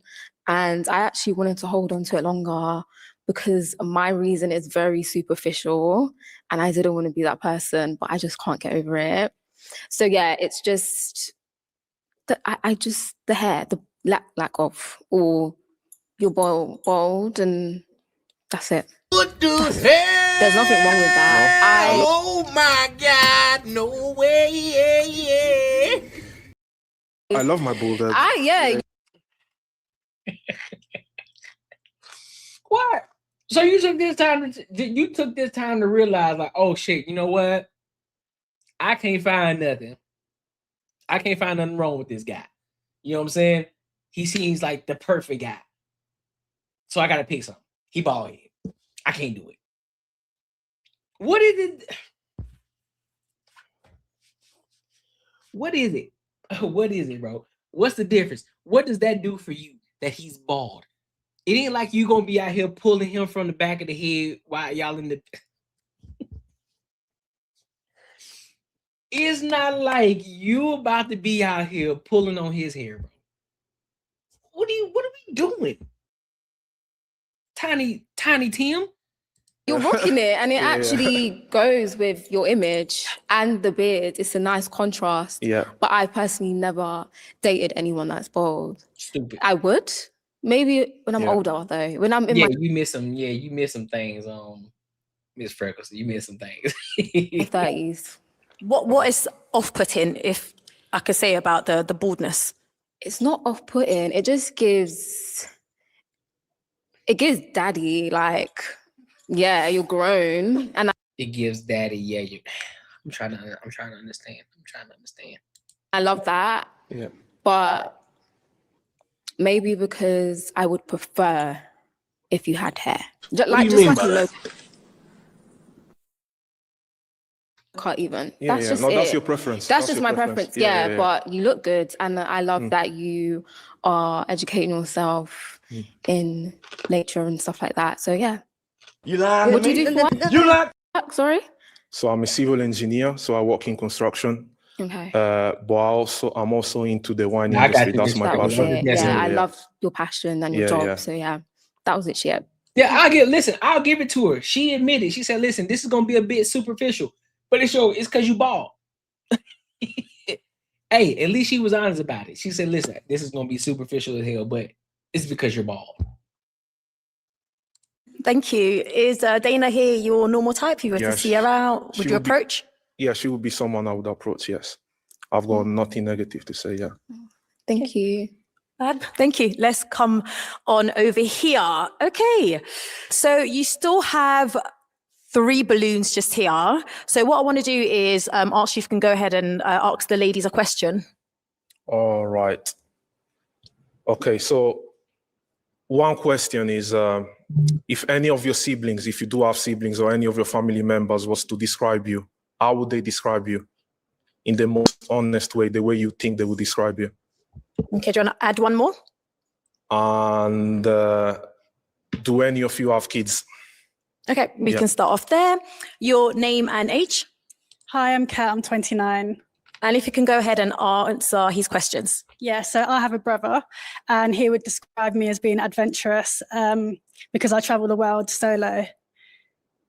And his second question is if you have any children. No, I don't have any children. That's good. Thank you. Your name and age? Hi, I'm Phoebe. I'm 30. I don't have any children. And I think my younger sister would describe me as funny, sometimes impulsive, but fun, adventurous. I also like to travel, and intelligent, I'd like to say. Yeah. Thank you. Sorry, when you say impulsive, what do you mean? Just like if I want to do something, then I will do it. So this, for example, it's like I'm gonna give it a go. Yeah. You good? Yep. Okay. I ain't gonna lie to you. I think he matches well with red and burgundy. I think he matches well with both of them. So he can choose. But to be honest with you, if I had to choose one, I would say he matches well with burgundy more so than red. Your name and age? Siri, 29. Not that burgundy, the other burgundy. I've got a few siblings. If they could describe me, they'd probably say, like my brother would say, I'm like really motivational, and they'd probably say I talk a lot, to be honest. And I do not have any children. Yeah, but I think I'm gonna pop though. Sorry. Oh. And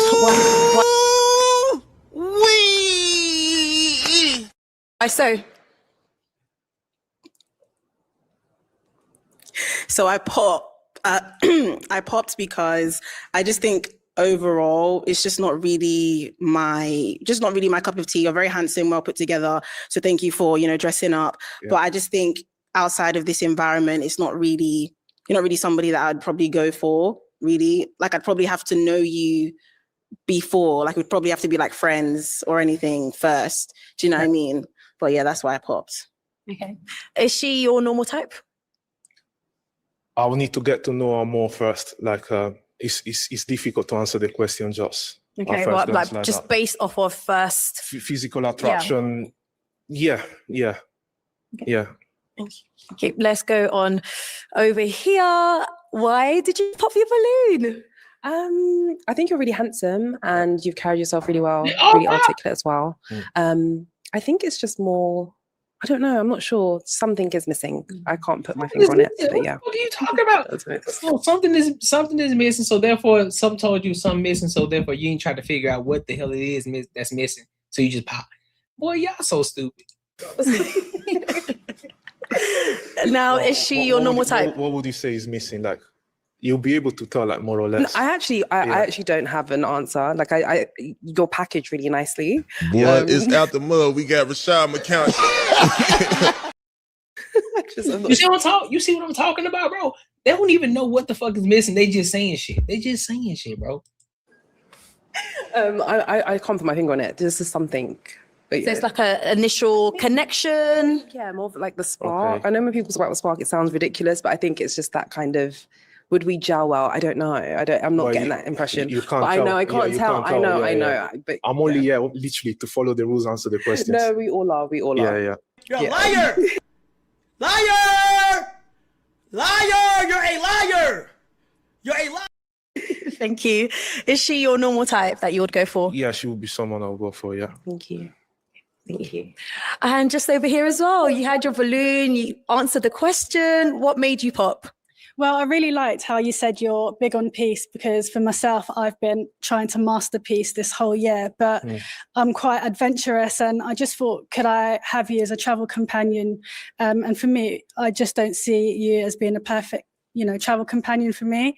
You seem a bit too chilled, and I like getting out there and, having fun and doing adventurous things. What is that? What the fuck is that? What is that private pile? Yeah. I can be adventurous sometimes, yeah. Okay. That's giving you that he can be. I can be out there. I can be out there. What kind of things do you like to do? So I like traveling as well. I love traveling to hot places because I love the sun.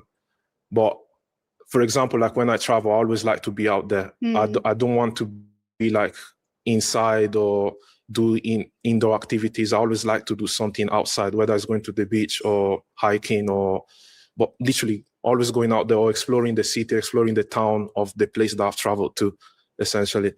But I can be quite active because, as I said, I'm big into health. So I keep myself fit. I go to the gym. So I like to be active, to be honest. Yeah. That's amazing. Then again, for real, man, listen, this shit is crazy, y'all. This shit is crazy. What the fuck is going on? On this show, because you only see me for a few minutes and I'm just, it's hard to obviously understand someone's personality just at first glance like that. But yeah, it's understandable anyway, yeah.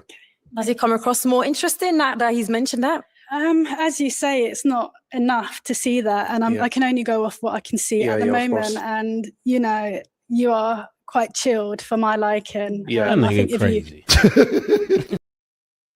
I don't know. I don't want to compare, but that's it. Yeah. Okay. Is she your normal type? Yeah, she will be someone that I'll go for, yeah. Okay. Thank you. You're also attractive. Thank you. Okay. Thank you.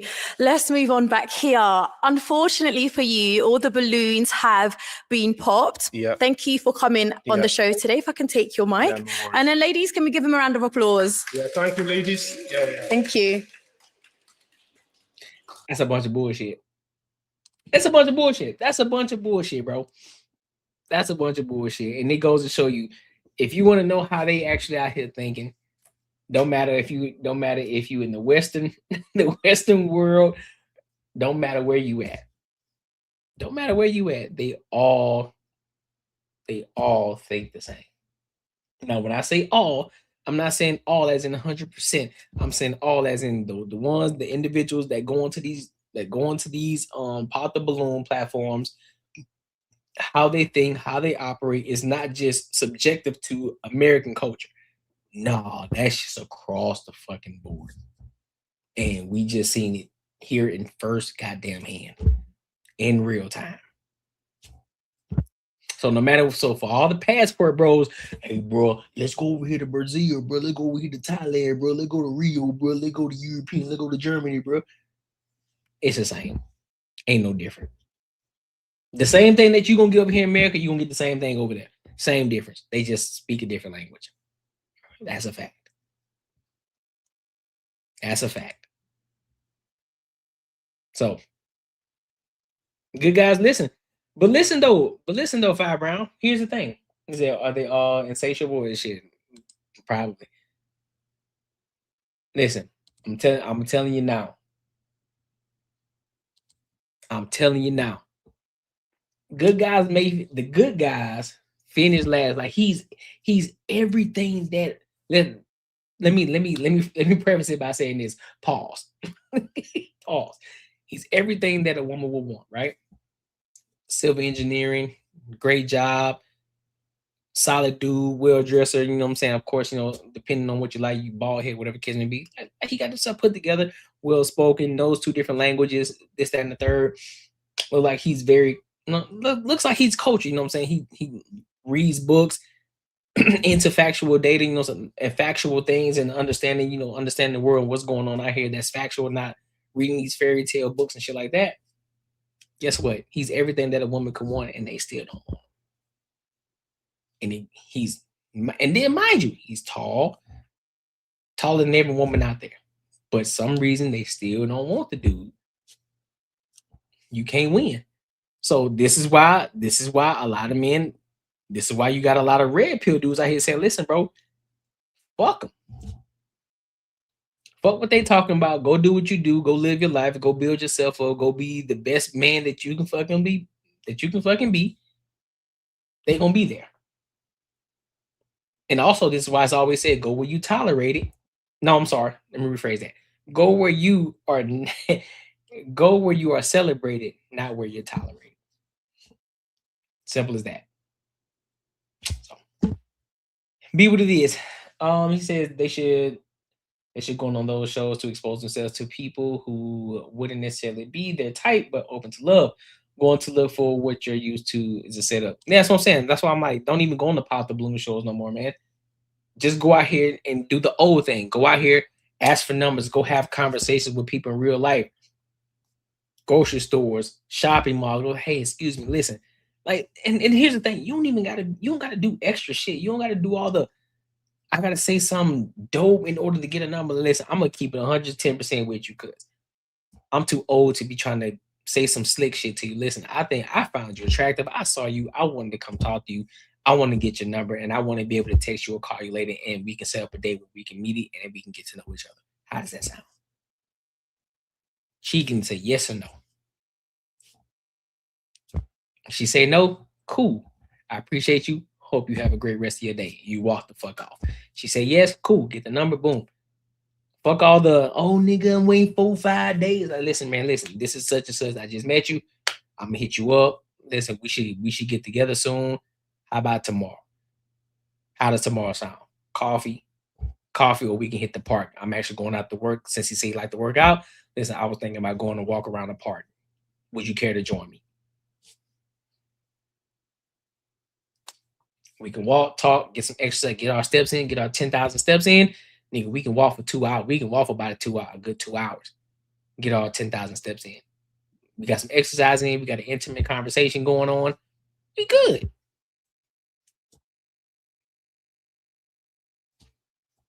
And now I can really realize if you really fucking with me or you're not fucking with me.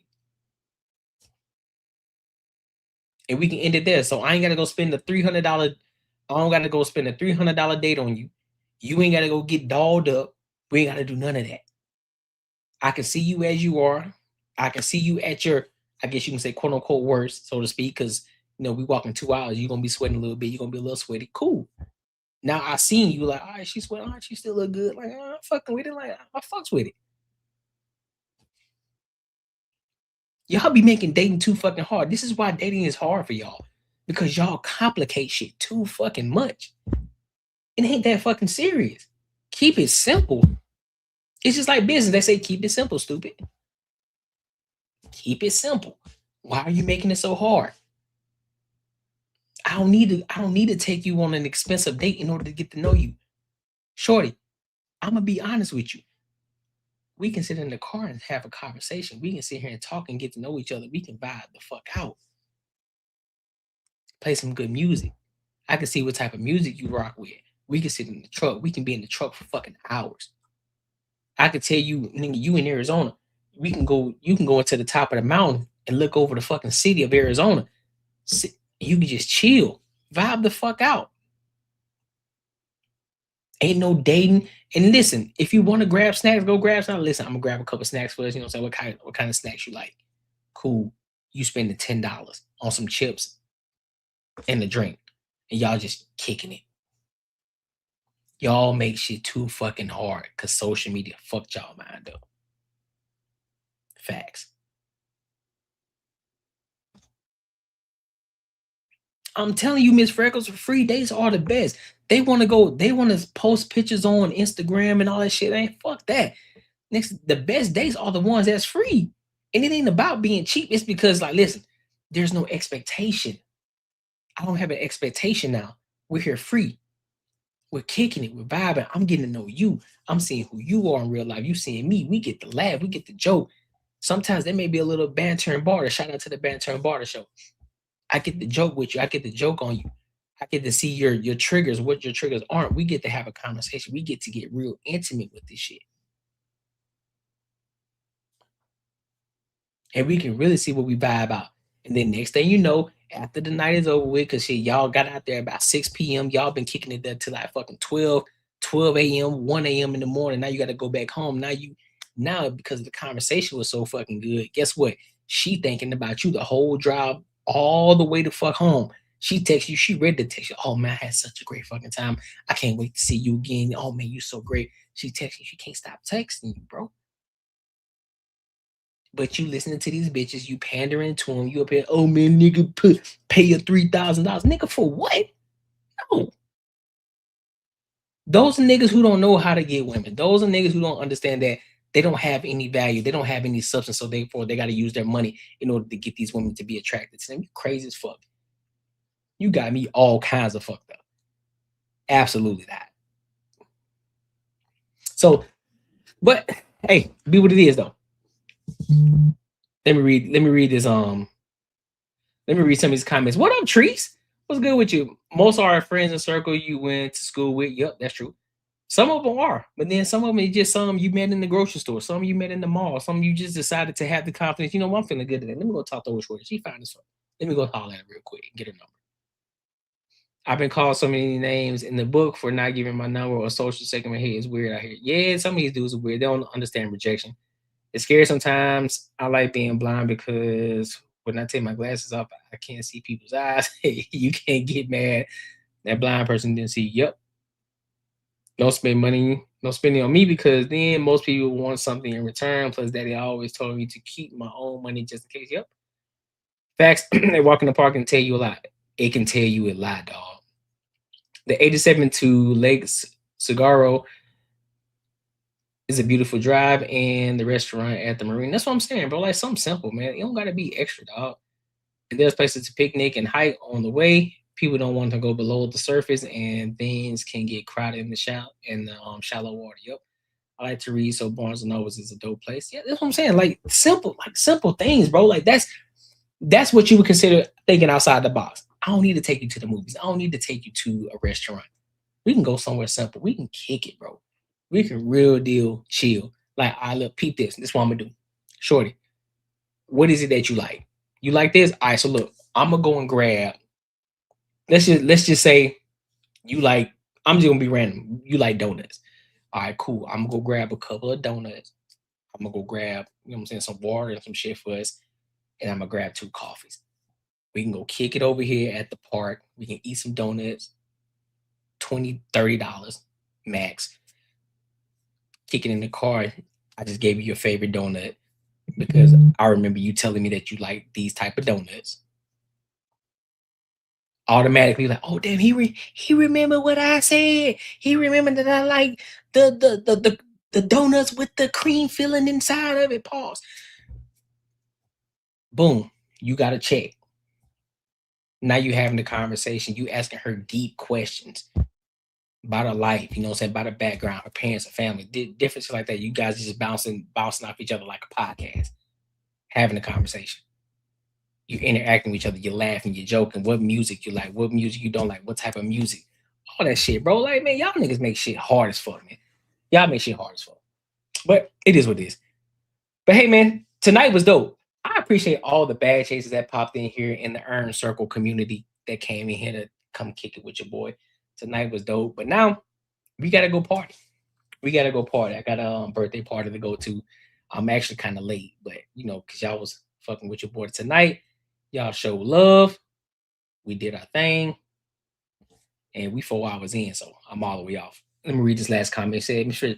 What do you think of people who are separated, getting a divorce, entertaining someone new?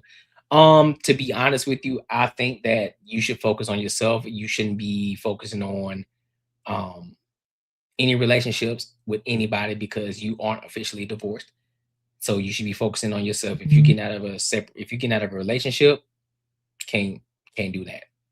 So you should be focusing on either trying to rebuild that relationship or getting out of it, right? That's what I think. So cool. All right, y'all. So I appreciate y'all for kicking it with your boy. And until next time, make sure you guys are here on the Banter Barter Show on Tuesday at 7:05 p.m. And if you haven't subscribed over there, go subscribe over right now. Banter and Barter Show. All right. Hell yeah, clip it, Miss Freckles. Clip it. Hell yeah, clip it and share it with everybody. All right. So until next time, my good people, I will holla.